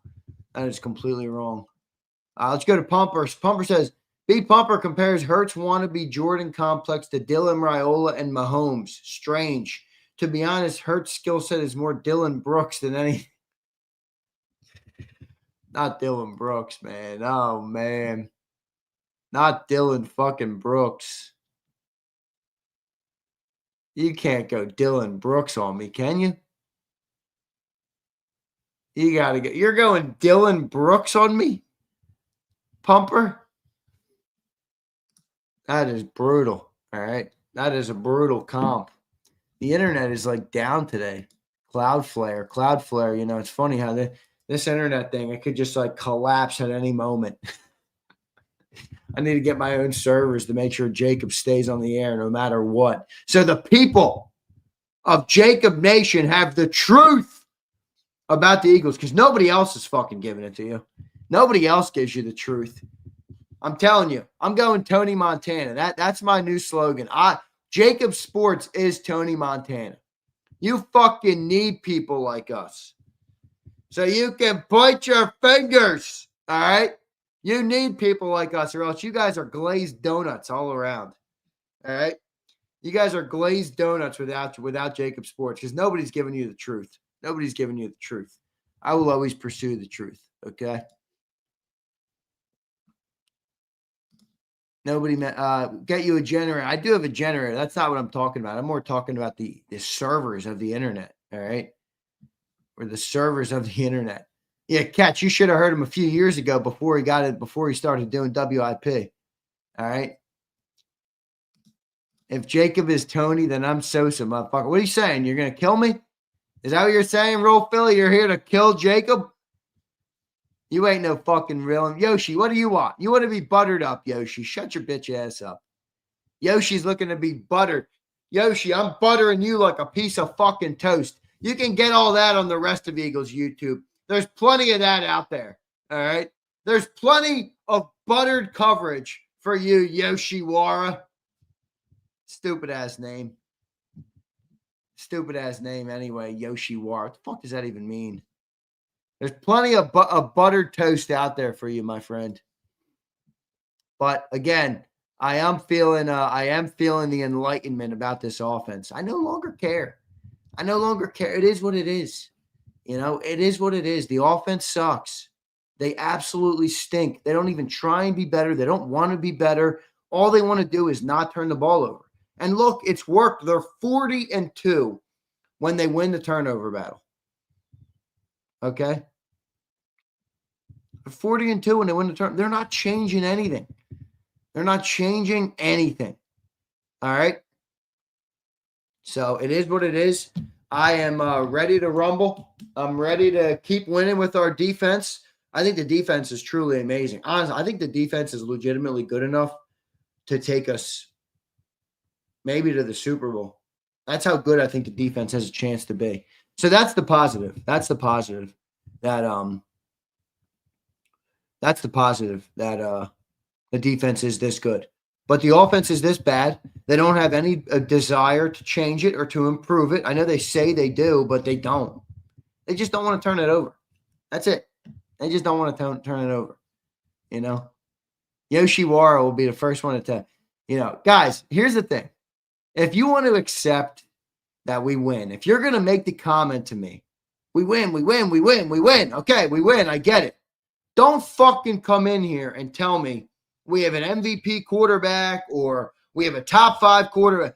I don't want to hear any of that bullshit. All right. If you're going to accept one reality, you have to accept the realities that come with that. I get it. We win.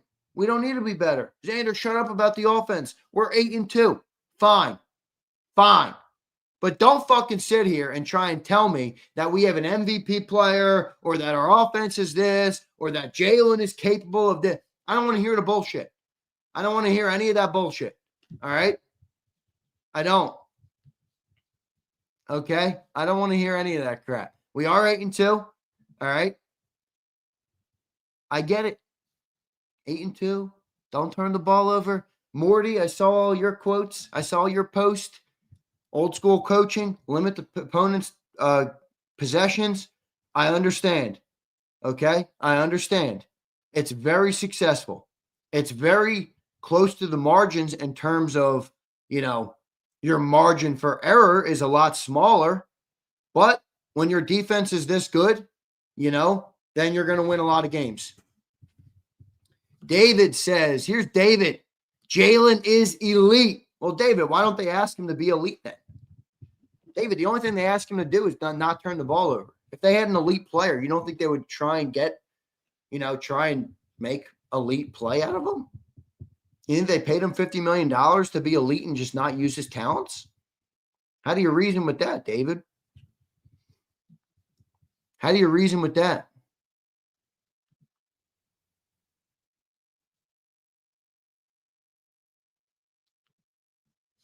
How do you reason with that?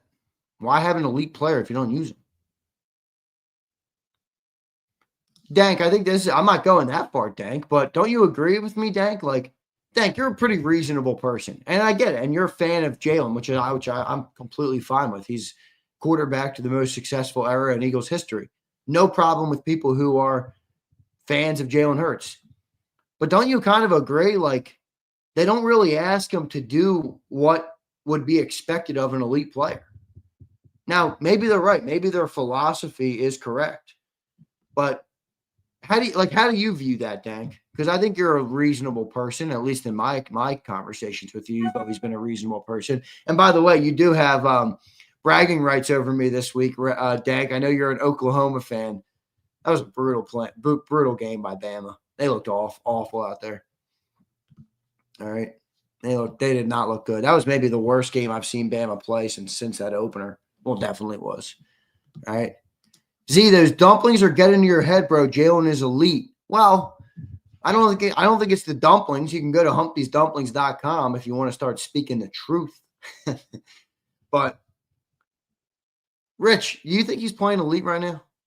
Or are you going off of what you saw in like 22?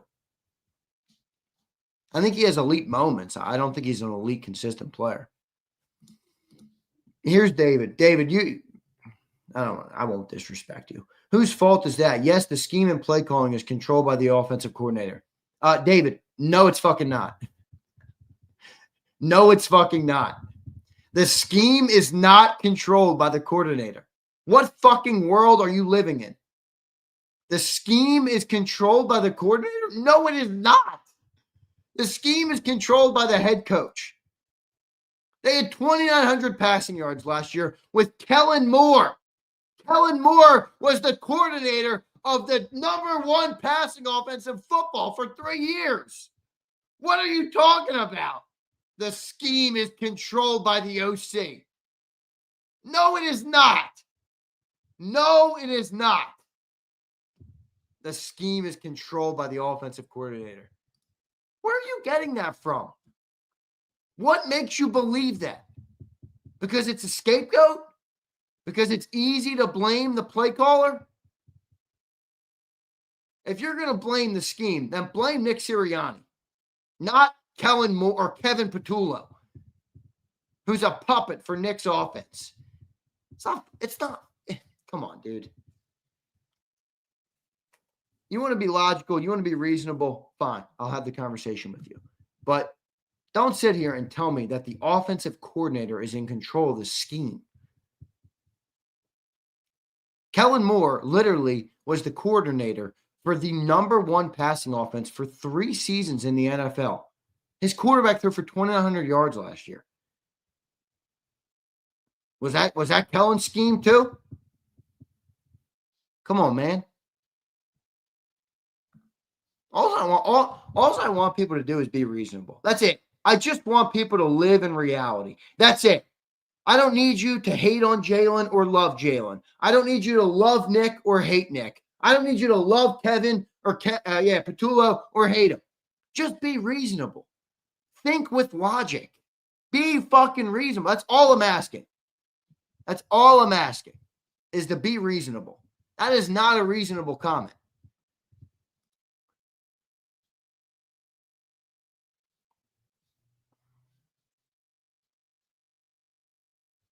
Best attribute of Hurts is he doesn't seem to panic. It's a fair point.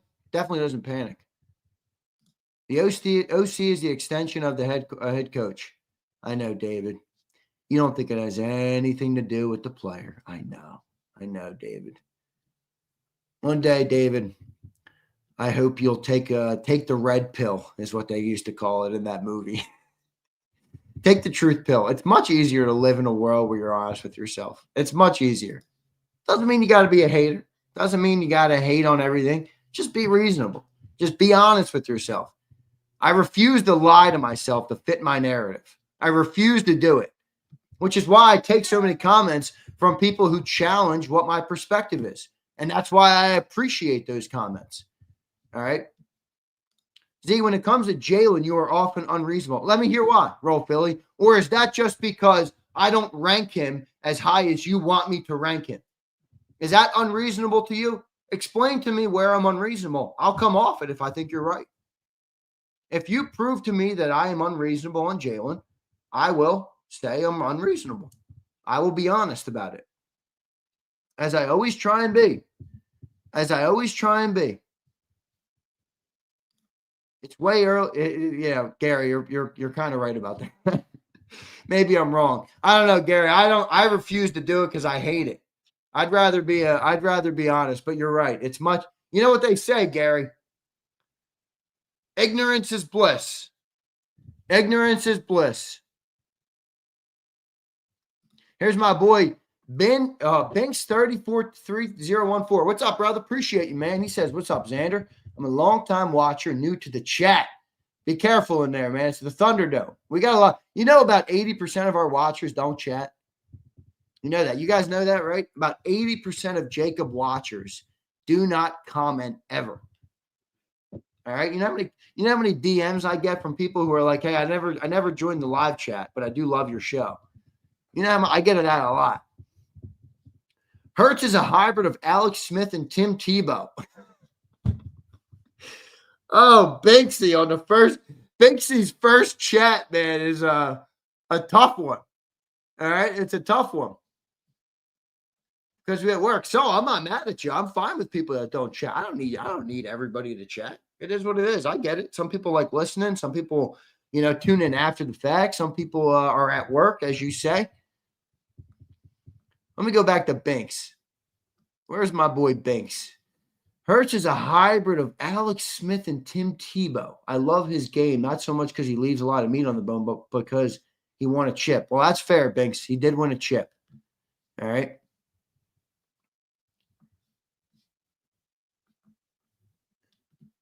Can somebody who's older than me, underdog, has our fan base always been like this? I don't know. When I grew up, I always remember Eagle fans being honest and tough.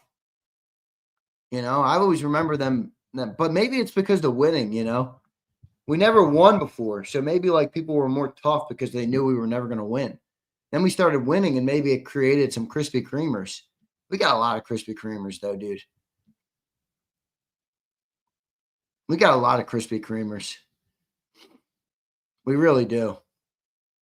Not everyone is mentally prepared. Sig Lord, very true. Not everybody is mentally prepared to enter the chat. After following the chat for a while, I tend to comment less. I wonder why. Houston says, what's up, Houston? Hey, Xander, I went to the emergency room the other night. They asked me what's wrong with you. I said the Eagles offense. Did they have any did they have a remedy? Did they have something to give you to make you feel better? Very honest and tough, but we weren't winning like this, Xander. That's the change. That's fair. That's fair, Waddington. Xander, the show is not for snowflakes. I would prefer the snowflakes to leave and go somewhere else. I do not care for snowflakes to be in here. All right. I'm not a snowflake kind of guy. I don't like to talk about anything in life like a snowflake, or I don't like to have my notions, my preconceived notions confirmed to me. I'd much rather someone say, Xander, you're a fucking idiot, and here's why. And I will read that and assess whether I am wrong. That is much more my style. But not everybody's that way. Most people just want to be told that they have the greatest quarterback in football, that everything we do is perfect, and that, that's it. That's what most people prefer, as David was earlier. David, wants everybody to tell him how great Jalen Hurts is. Jalen Hurts is a great quarterback, but at the end of the day, if you don't ask him to be elite, then he's not elite. They don't even ask him to try and do anything. They legitimately have dumbed our offense down to, and you could make an argument correctly so, as Morty in the chat would argue. All right. Many people would argue that because they've been so successful. But if that's the take, like, again, don't sit here and tell me that Jalen Hurts is elite. Like, I don't want to hear that shit. All right. They've literally dumbed it down to just don't turn it over. Just don't turn it over.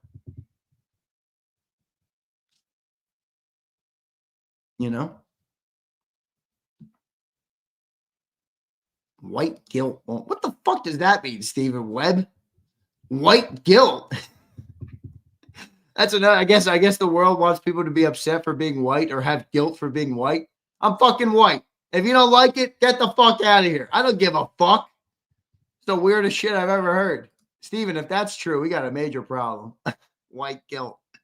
The fuck? What is wrong with this world, man? Everybody wants to victimize. Everybody wants to be a victim. I'm not a victim in anything, okay? Look, here's David. 24 TDs and 1 in. Well, David, they don't throw the ball to the middle of the field. They don't throw the ball tight windows. They don't have complex passing concepts. That's fine. It's a good job by him, but that's what he's being asked to do. It's just not turn it over. You get more turnovers when you put the ball in tough situations, when you throw the ball to tight windows, when you try and get the ball to A.J. Brown or Devontae Smith more. I mean, come on, man. David, you are just allergic to context, aren't you, my friend? All right, I appreciate you being here, but holy shit, you are allergic to context. All right? You are allergic to context. Big D 42088 says, Zander, if we win the Super Bowl, do you think anyone will be scapegoated? Well, what do you have to scapegoat? What do you have to scapegoat if you win the Super Bowl?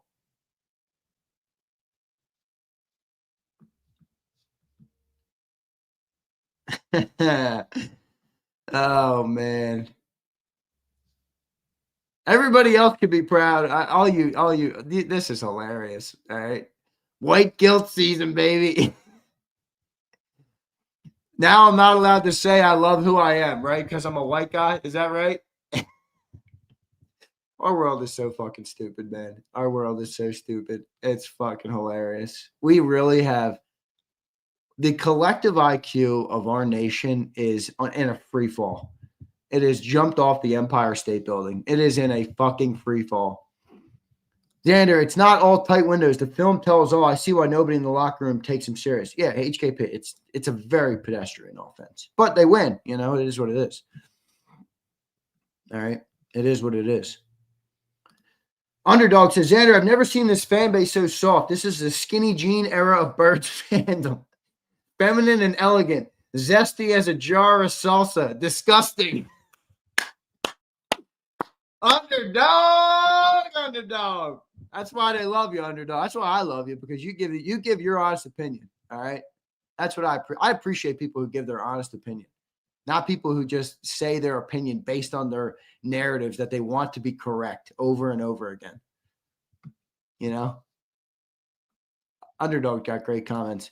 Zay, you would throw 35. HKP, let's not go too far. All right, dude.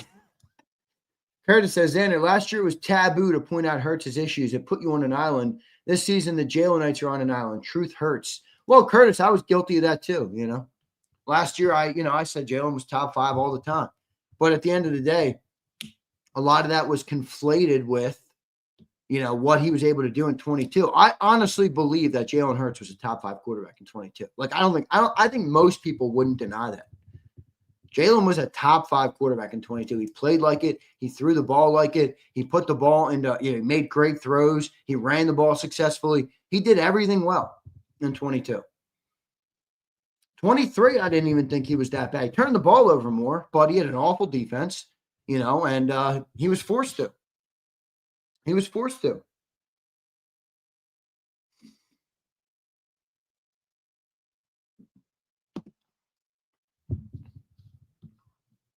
Z, would you do real Rich?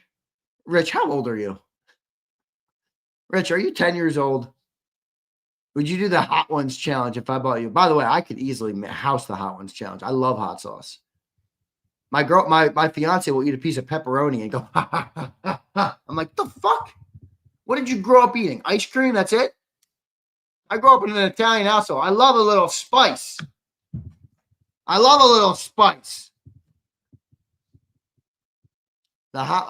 know what the Hot Ones is, Brandon. I don't know what the fucking Hot Ones is. Maybe that's my problem. Or it's your problem, one or the other. Losers of the day. Secunda and Binks. Hey, why is Binks a loser? Come on, Sig Lord. Binks isn't a loser. He made his first comment. His first comment. Here's Roll Phillies. Zander, I think you're unreasonable with Jalen because we've seen him as a capable offensive coordinator, and he was an all-pro. I feel like it's the simplest equation to figure out. Well, he was also was Kellen Moore not competent or capable? I think Brian Johnson was capable. He got scapegoated because the defense sucked and because Jalen turned the ball over all the time, but I think Brian Johnson was capable. Shane Steichen was Roll Philly. Shane Steichen was great with Jalen, yes. But you understand that they were asking that system that they had him in with RPOs is it fit Jalen very well because there was no post snap reading. He didn't have to go through his progressions with RPOs. You make the decision at the line of scrimmage, which he was very good at. He was very good at. But that's eventually that the chickens come home to roost there. All right. Here's Sam. Zander, Jalen is a good game manager, and if that wins his championships, it's fine with me. But I would like to see an offense be more consistently great or at least average. I think that's fair enough. He is a good game manager. That's for damn sure. Doesn't turn the ball over. Great game manager. I agree with that. And if that wins his championships, I'm with you, Sam. But please, again, don't. That's fine. But please don't come in here and explain to me how John's an asshole or I'm an asshole or Sills is an asshole for not saying he's an elite player.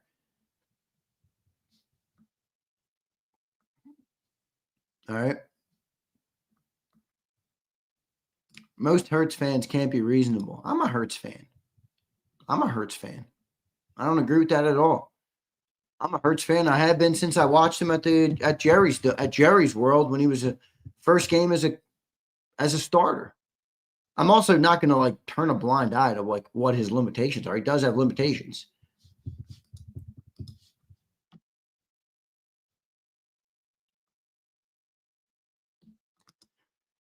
Zander, if you see when Eagles fans win soft, just look when Bob Lang. I heard that's funny.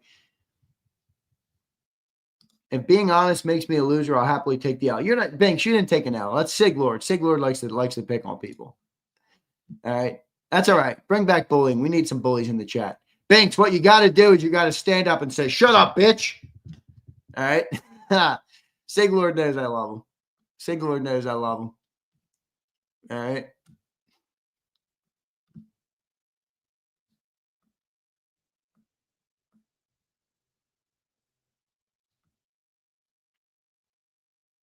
Catch says the German DNA increased my IQ. That's pretty funny.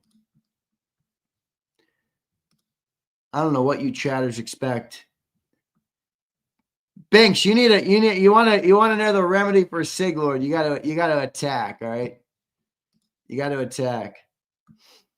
You can't let Sig Lord walk all over you because he will. All right. Sig, let my boy Binks be. He makes his first fucking comment today. It wasn't even a bad comment. He was very realistic. I thought he was realistic. He gave a comp on Jalen Hurts and said, I'm okay with the limitations because we win. I thought it was a fine comment, Sig. Leave my boy Binks alone.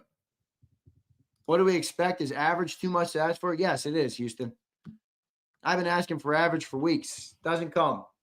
I'm at peace now, Houston. I'm at peace now, man. I'm at peace. I don't even expect mediocre.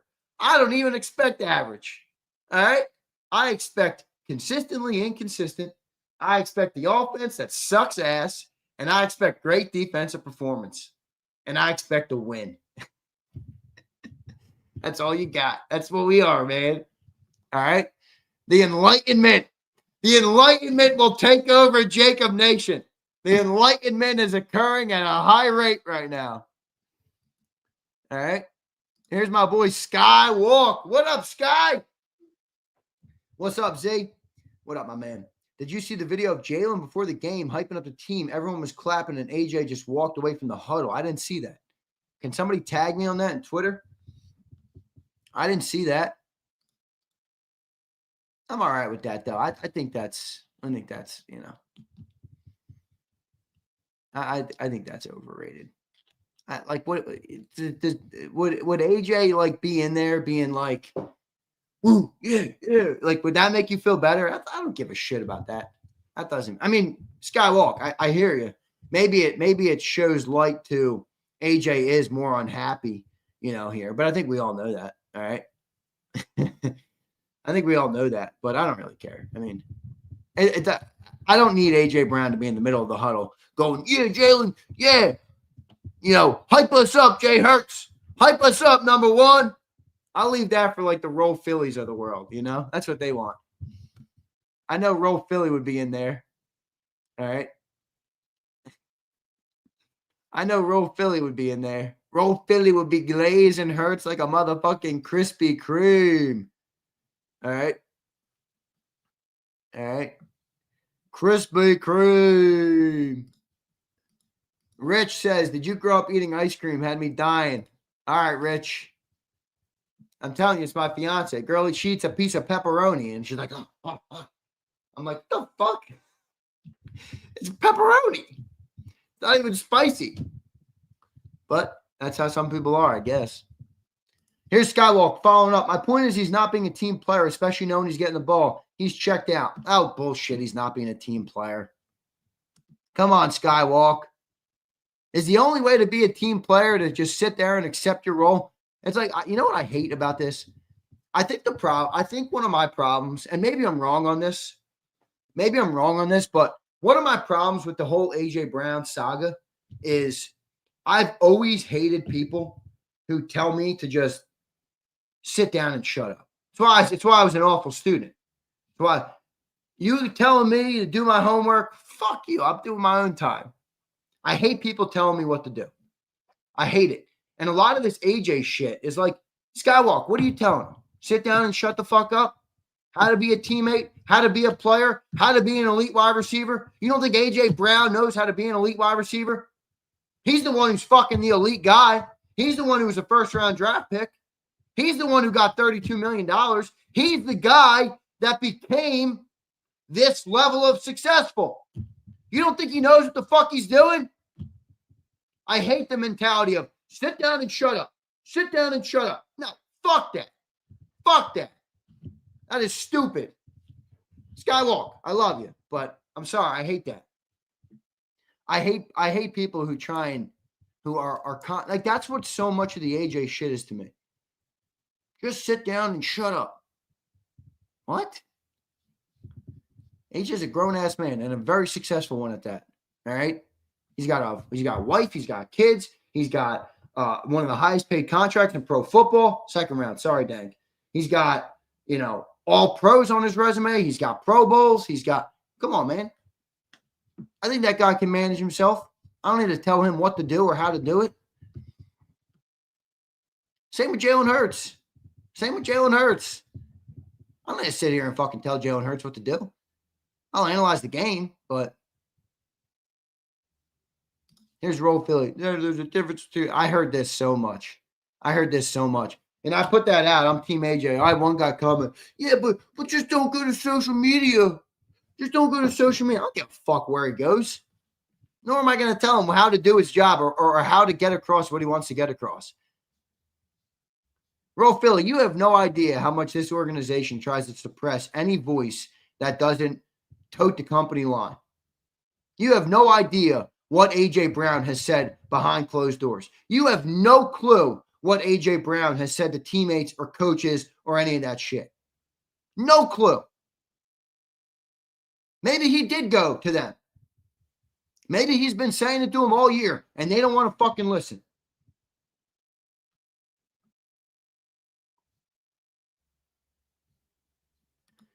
Here's Wild Bear. Ziggy needs to do it in a mature way if he wants to be taken seriously. Yes, it does matter how he does it. Well, Wild Bear, I'll let you guys analyze that. I don't give a fuck how he does it. I'm not going to tell another grown man how to act in a mature way. Just like I wouldn't take any advice from someone telling me, hey, act this way or do that. Some advice is good advice. I get it. There's good advice in the world. But so much of the A.J. Brown shit is just sit down and shut up. Get in line. Stop stirring it at the pot. Stop doing it this way. Do it our way. Do it this way. Fuck that. A.J. Brown's a grown-ass man. Is he right or is he right? He's right.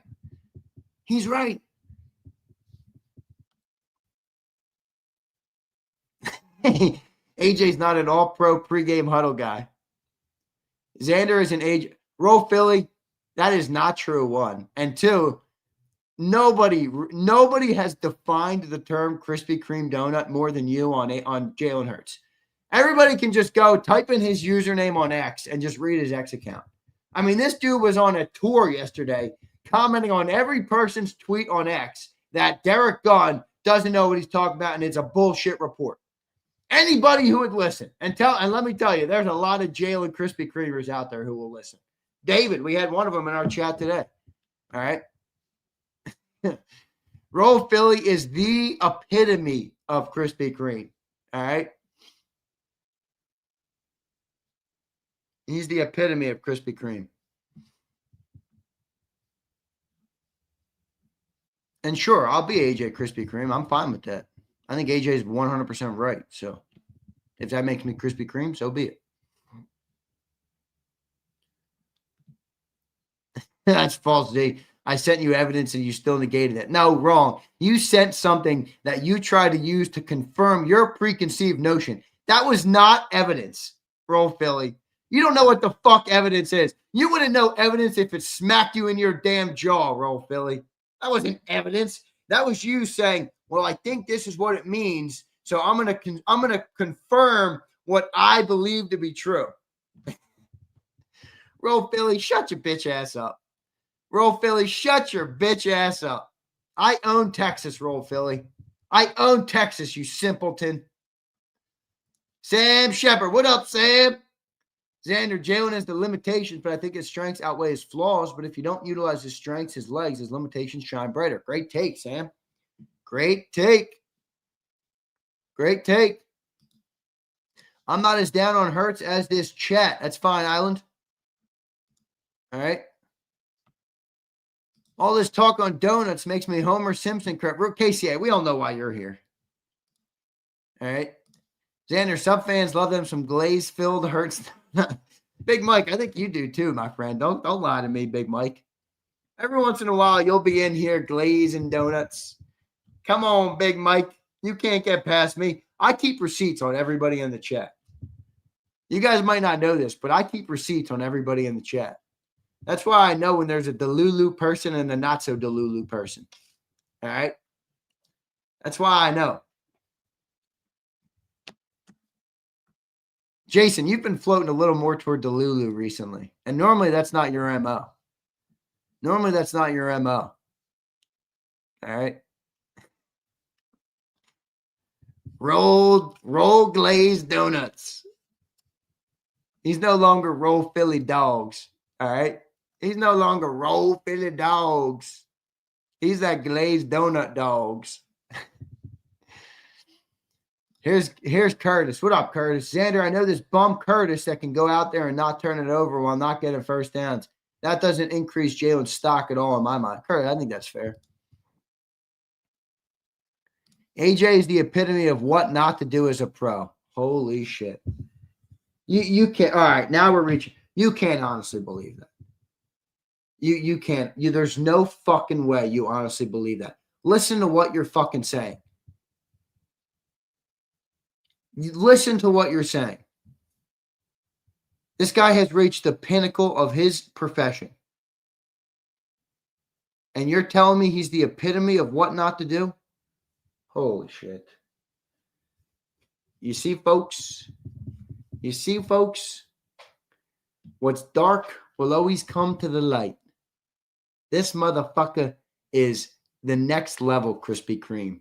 They have launched a new chain of donuts for this guy because there wasn't enough glaze on the first one. If there was 3 layers on a normal Krispy Kreme donut, there's about 42 layers on this guy's donut. 42 layers of glaze. 42 layers of glaze. This guy has become one of the best receivers in the fucking world. The top of his profession, which is one of the hardest professions to get to the top in. And you're telling me he is the epitome of what not to do. My guy, that is not a good take. That is not a good take. I'm sorry. That is not a good take. All right. Not a good take. Shit show offense. Grant says trade for Joey. Who's Joey? Joey Burrow? Grant, is that what you're calling for? Oh my gosh. This is cat. This guy's cat. I can't. Roll Philly, you're done for the day. You know I love you, pal, but you're done for the day. I'm done with your comments for the day. All right, I can't take that anymore. Mr. Sparks, what's up, brother?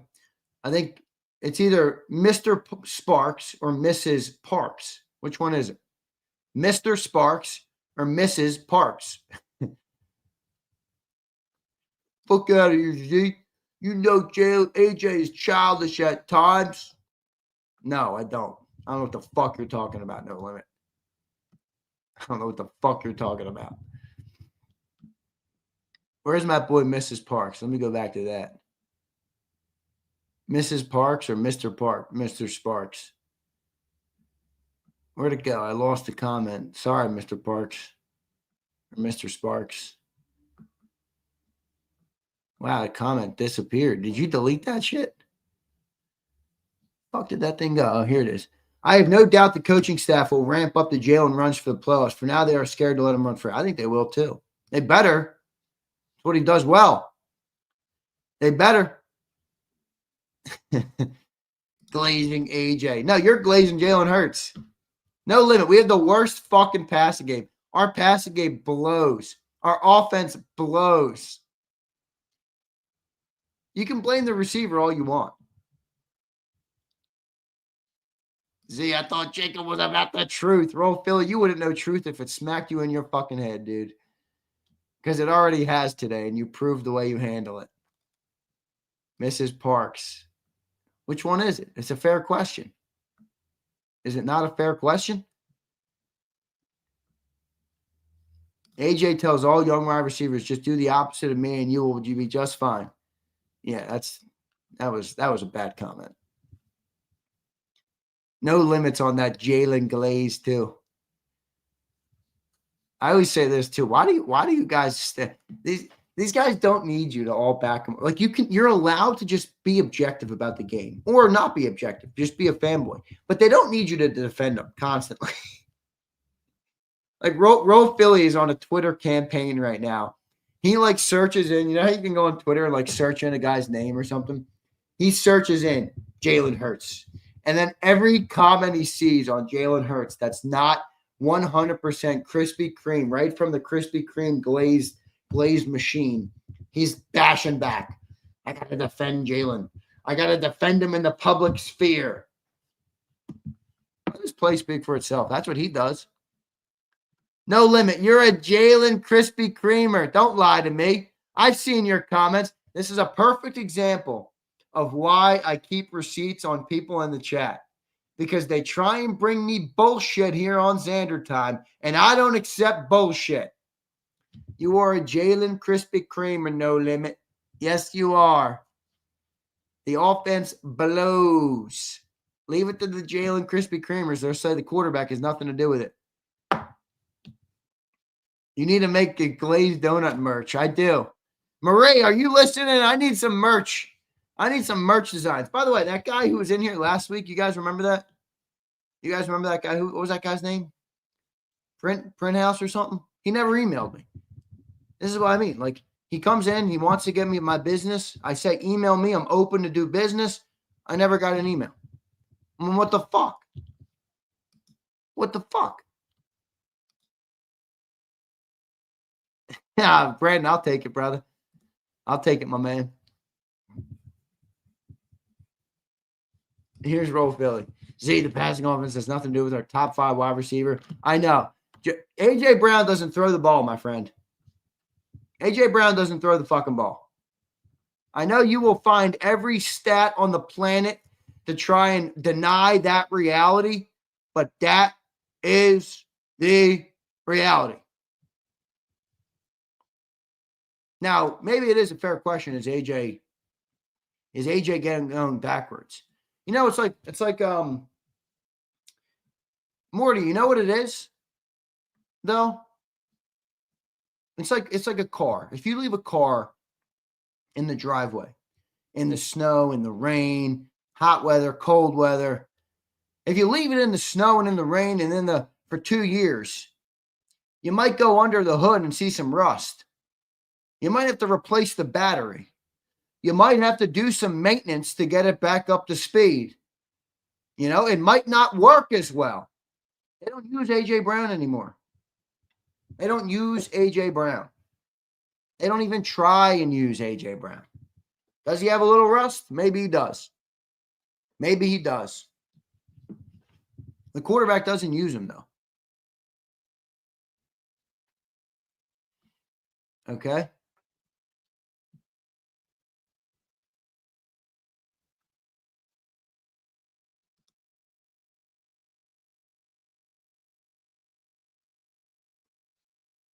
Xander, what hurts the most is I allowed myself in the offseason to expect improvement from Jalen. J-Mac was saying he looked sharp and confident. Why did I let myself buy in?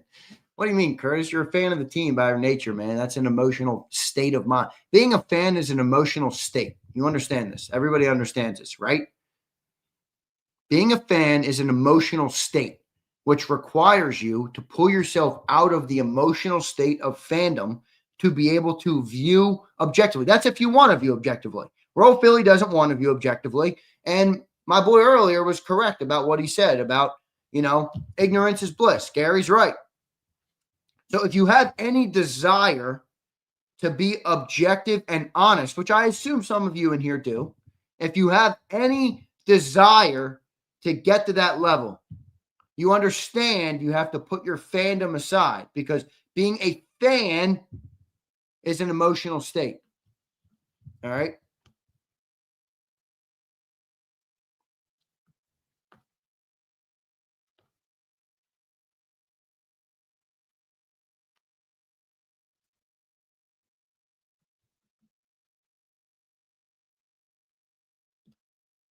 Nice take, Curtis. Curtis has a lot of good takes. Curtis is a smart guy. Underdog says, Z, did you get the screenshots I emailed you about where we rank in receiver separation and pressures given up? I did not, Underdog. I'm going to look for it.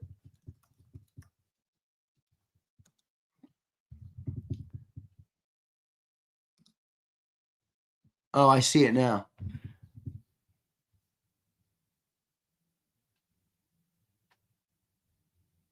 This is a good email. This is a good email. Oh, baby. Underdog. This chat's not even ready for you to say Jalen Hurts isn't a top 5 quarterback. You think he's ready for this conversation? Come on, man. Come on. This chat can't even handle that Jalen Hurts is out of the top 5. You think they're ready for a conversation like this? Underdog. Come on, man. They ain't ready for this convo. Is it easier to fool someone or easier to convince someone they've been fooled? It's a lot easier to fool someone. That's obvious. Just look at the government. Oh, man. Xander, on a serious note, I do think the groin injuries, I think that's fair. I don't think AJ's playing his best football. Again, I think he's the car in the driveway that's been sitting through the rain and the snow, and he's got rust. If you put him in a passing offense, I believe he would get 1,500 yards again pretty easily, to be frank. Pretty easily, to be frank with you. All right.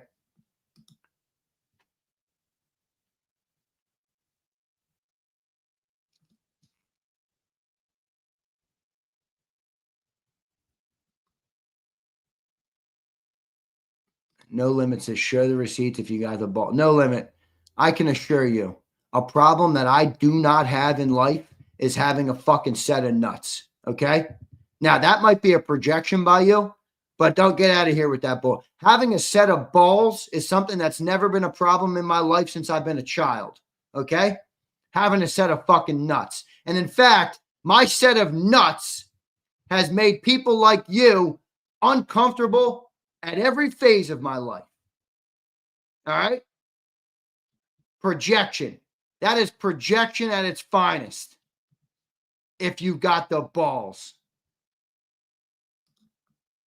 Please, with that shit. Get out of here with that shit. Roll Philly. You just accept you have a narrative. You just want Jalen Hurts to be the greatest quarterback in the world. He's not. In fact, he's not that great at passing the ball. He's got great traits. He's got does a lot of things great. All right. Z has one ball. You guys want to hear a funny story? You want to hear a funny story? I was about this close from having one ball. All right. I got operated on these big ass nuts. How's that? All right. I was with my girlfriend at the time back in the day. All right, hanging out with her, and something came over me. Okay, very quickly. It escalated 0 to 100 very quick. Did not jump a fence. All right, things escalated very quickly. I grew up in a house where we don't go to the hospital easily. Like my mom, I was never allowed to skip school I never missed a day of school once in my life for being sick. That was my mom said, get the fuck up and go to school. I don't give a fuck what you're saying to me. I don't give a shit what you feel like in the morning. Go to school. That's the house I grew up in. I legitimately had to get in the back seat of my girlfriend's car at the time. And I'm rolling like this. I've never been in. So I was 17, 16. How old was I? 16? 16. I was 16. I have never been. I can vividly remember the amount of pain I was in. I got rushed to the emergency room and I was in surgery within an hour. I had testicular torsion. Now my nuts were twisted. My nut was twisted. It was not blue balls. And it was not an appendix. No. Nope. My nuts were operating on. I told you guys, they saved my nuts. I woke up. The first thing they said to me is, you almost lost a nut. I said, do I got them both? They said, you're good. You got some big nuts. I said, yeah, I know. They got twisted up. You know, it is what it is. Oh, that's funny. If anybody's ever had that, I'm telling you right now, I wouldn't wish that on my worst enemy, that pain. I swear to you, I wouldn't wish that on I wouldn't wish that on Roll Philly if no matter what he commented. All right. That's exactly what I said, Morty. I was thinking the same way. I said, I could have kids, right? They said, absolutely, you're fine. All right. A twisted nut. You guys just learned something about me. Maybe some of you didn't want to learn. I don't really give a fuck. Welcome to Xander time. Dan, didn't know Xander was into nut stomping. What a weird comment. Wombat, that's a weird comment. All right. It didn't have anything to do with a woman twisting my balls. There's only one ball to go around. We're getting a lot of good new merch ideas. All right. Twiz says, I got a feeling we're getting blown out. Wow. Xander exposed it. It's not a weakness. What you see as a weakness, I see as a strength. My nuts prevail. Okay. Proof that, what's his name? No Limit doesn't have nuts that can compete anywhere close to mine. Hurt season that preceded it. I think that's maybe what caused it. I don't know. I don't know what the story is.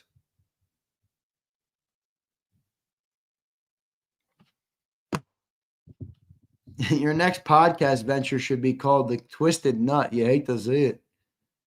No, I kid you not. That was the most pain I've ever been in my life. Pre-surgery and post-surgery. I fucking woke up. That and I had the ankle surgery when I was in college. I'll never forget. I got 2 surgeries in 3 days. Second surgery, I remember waking up on the bed and I looked at the fucking doctor and I said, and that's the first word out of my mouth. Because most time you wake up, you're like dreary, you know, from the anesthesia. I woke up, I said, give me fucking more pain meds. I've never been in so much. But that second surgery, this is not the nut surgery. This is different. This was the ankle surgery. I got pulled into a meeting with my boss. I said, you don't know it's Xander time? She said, it's what? Come on, man. Make her a listener. She's getting my great stories here. Obviously, it was a joke. Wombat, it was a shitty joke. Go back to the drawing board. Yeah, I only got my balls and my word. No Limit, something you can only dream of having in life. You understand? No Limit. You need to work on yourself some more before you can say that. Accusing me of having no nuts. Believe me, my nuts have gotten me into more trouble than you could ever imagine. All right. New merch, Enlightened. Handle your business or your business will handle you. My nuts prevail and holy mackerel. Morty, those are some good merch ideas. There's some good merch ideas.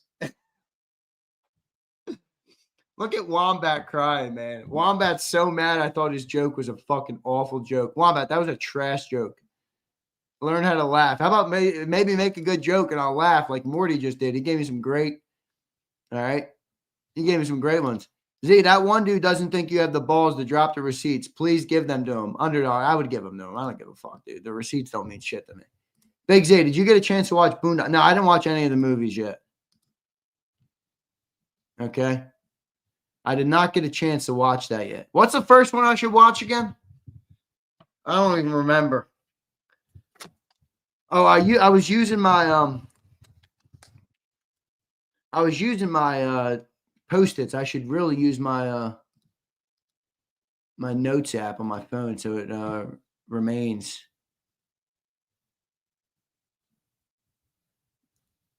Trade Hurts for Joey. Oh man, Twiz, you know it's funny as shit, Twiz. I literally thought about your ass when I'm sitting there and I'm like, do I watch this tonight or do I watch the Sixers game? And I'm like, man, I'm gonna watch the Sixers game. And I'm like, Twiz is gonna laugh his ass off next week when everybody asks me if I watched one of the movies and I didn't watch a single fucking minute of one of them. And I thought of Twiz saying, Xander ain't watching any of this shit. All right? Xander ain't watching any of this shit. Big Mike, that might be true, man. Xander, movies are for the off season. I don't know. I just had an off season, Big Mike. I didn't watch many. In fact, I don't think I watch any movies. All right. In my wildest dreams, I never imagined 365 ending talking about Z's nuts. Another good topic. A big topic there. People love it, man. Wombat says, I'm laughing at you, tweaking like you are. Bro can't take a joke. Oh, Wombat, it's so funny, bro.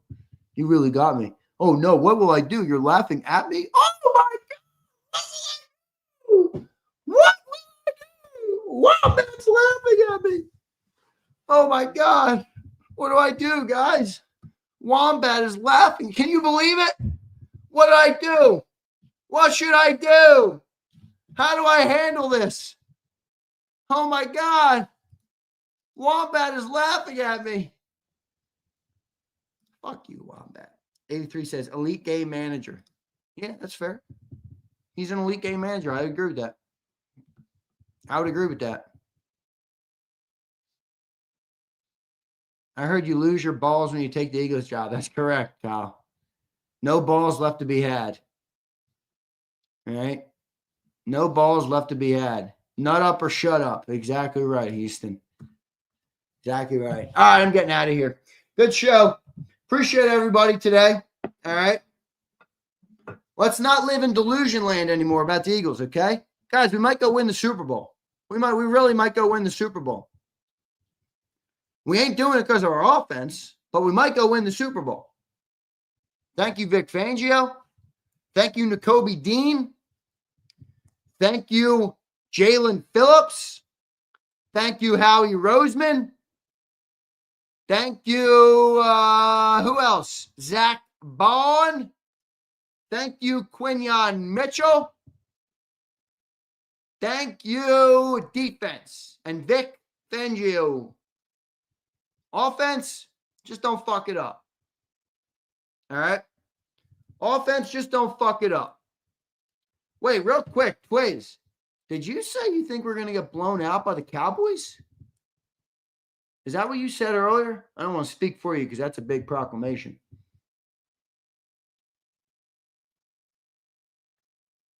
Jergens, I need my money back. Twiz thinks we're going to get beat by the Cowboys pretty bad. Well, Twiz, I will say this. The Cowboys have a good offense, man. The Cowboys have a good offense. Like I said earlier to John, I understand that sometimes that comes with more losing. So I understand it's not all, the grass isn't always greener. But it still is crazy, like as an Eagle fan, to just watch how easy it is for Dak to get his receivers involved. Like it is like, it's like handing the ball off. That's how easy it is for Dak to get them involved. I mean, they sat those guys for the first drive. Well, I don't know what they did, or I don't know. Maybe it was something they did in Vegas or something.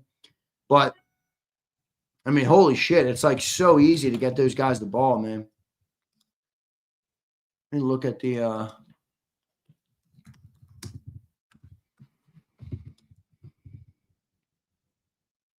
Dak was 25 of 33 for 268 and 4 touchdowns. Incoming all the Eagles fans who need to justify themselves over and over again. It was the Raiders. We haven't beaten any team like that. George Pickens had 9 catches for 144 yards and a touchdown. By the way, that touchdown run he had was fucking sick. Cut back. I mean, he was leaving them in the dust. CeeDee Lamb had 5 for 66. Hunter Lepke had 3 for 36. That guy was decent last night. Jake Ferguson, 4 catches. Brevin Spanford, 1 catch. Ryan Flournoy, 1 catch. Cavante Turpin, a catch. Javonte Williams, a catch.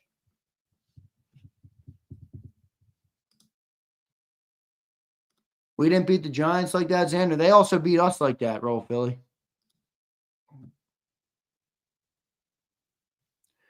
Yeah, Kren, have you listened to the show? I don't think you've listened to the show. I literally just said we might go to the damn Super Bowl because our defense is so damn good. Did you not hear what I said? We might go to the Super Bowl because our defense, not because of our offense. That's for damn sure. No matter what No Limit and Roll Philly try and tell themselves, we ain't going to the Super Bowl because of our offense. That's a wombat thing. All right? We speak the truth here. The truth right now is this is not an offensive team or anywhere close to it. So the defense could dominate them again. There's no doubt. Oh, I think that's what you're saying. Like they had a good game. Doesn't mean they're going to again.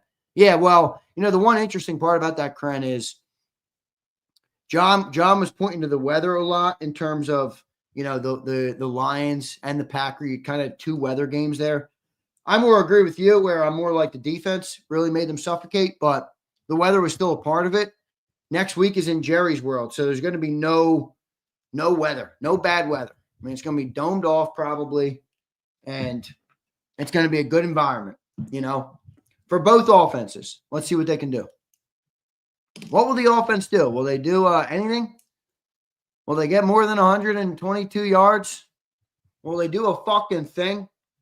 No, I'm not expecting it anymore. I've already told you guys this. My enlightenment will live on. All right? My enlightenment will live on. Oh, good No Limit. Good No Limit. You're not fully into Lululand. He says that offense makes my brain hurt. Underdog says, Xander, the Cowboy team's the perfect opposite of us. That's true. That's true. That's true. Great offense, trash defense. Which one wins more, Underdog? I think that's been answered. Jalen Hurts, 15 to 20 for 150. It sounds about right, Abe. Probably right there. Probably right in that range. As long as he gets no turnovers and he did his job. That's what they're asking him to do. That's what I'm asking him to do. Aubrey is a good fact. Sticky dog, that's a good factor in this game. Aubrey can boot that ball, man. And it's obviously the dome, so going to be no win factor. He'll probably kick that thing 65. And it's a fair point versus our defense, who does a really good job. Probably will keep him out of the end zone, but Aubrey will put points up. And also, what's his name? What's that damn coach's name? Schottenheimer kicks the ball. You heard them talking about him last night. Marty, his dad's always in his ear, even in his grave, saying, kick the ball, take the points. So he's going to take more points. And Quinnen Williams was a beast last night. I know everybody wants to say, Quinnen Williams, who cares? They play versus the Raiders. It's a good addition, guys. God damn. Nobody can be objective about anything anymore. Good additions for the Cowboys defense. Quinnen Williams is a good pickup. He's a good player. He made everybody look better. Kenny Clark looked way better last night. Those edge rushers looked way better last night because of Quinnen Williams. So he's a good player, no doubt. Hey, Z, do you think all stadiums are going to be domed? Wild Bear, I do eventually because they're going to because that's the business part of it. You know what I mean? All these cities want Super Bowls, and the NFL loves these dome stadiums. Like they're building a dome in aren't they building a dome in Buffalo? Like, if we build a dome in Buffalo, why don't we just have a dome everywhere? Because that's the one place that you really don't want a dome, because it's like you have such extreme weather elements. Is it a dome, what they're building there? My boy Devin Shanahan was working on it. Oh, it's open air. It's open air venue with a large heated canopy over the seating to protect the fans from weather like snow. Canopy roof, not a dome. Okay, that's fair. Toth is going to have his hands full. But let's be real, Juergens hasn't been that great either, bro. So.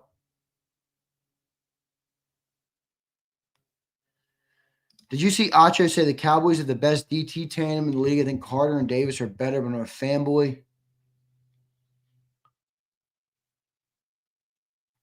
Bro, I'm gonna go Eagles there too. And you know what actually puts it over the top? It's more of a Jomo for me. It's the three of them combined, because you have two great pass rushers, one great run stopper. Now, Kenny Clark and Quentin Williams are two good players. Let's not delegitimize that. Those are good players, man. I don't care what number they're. I don't care what jersey they wear. I don't care what's on their helmet.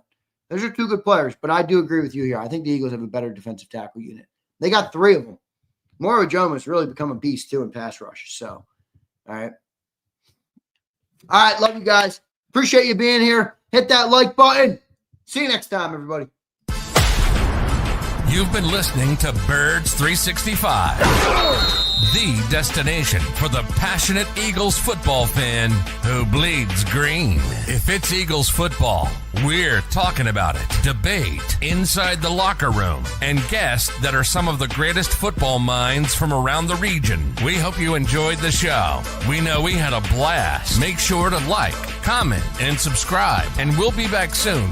But in the meantime, hook up with us on social media at JAKIB Sports. See you next time on Birds 365.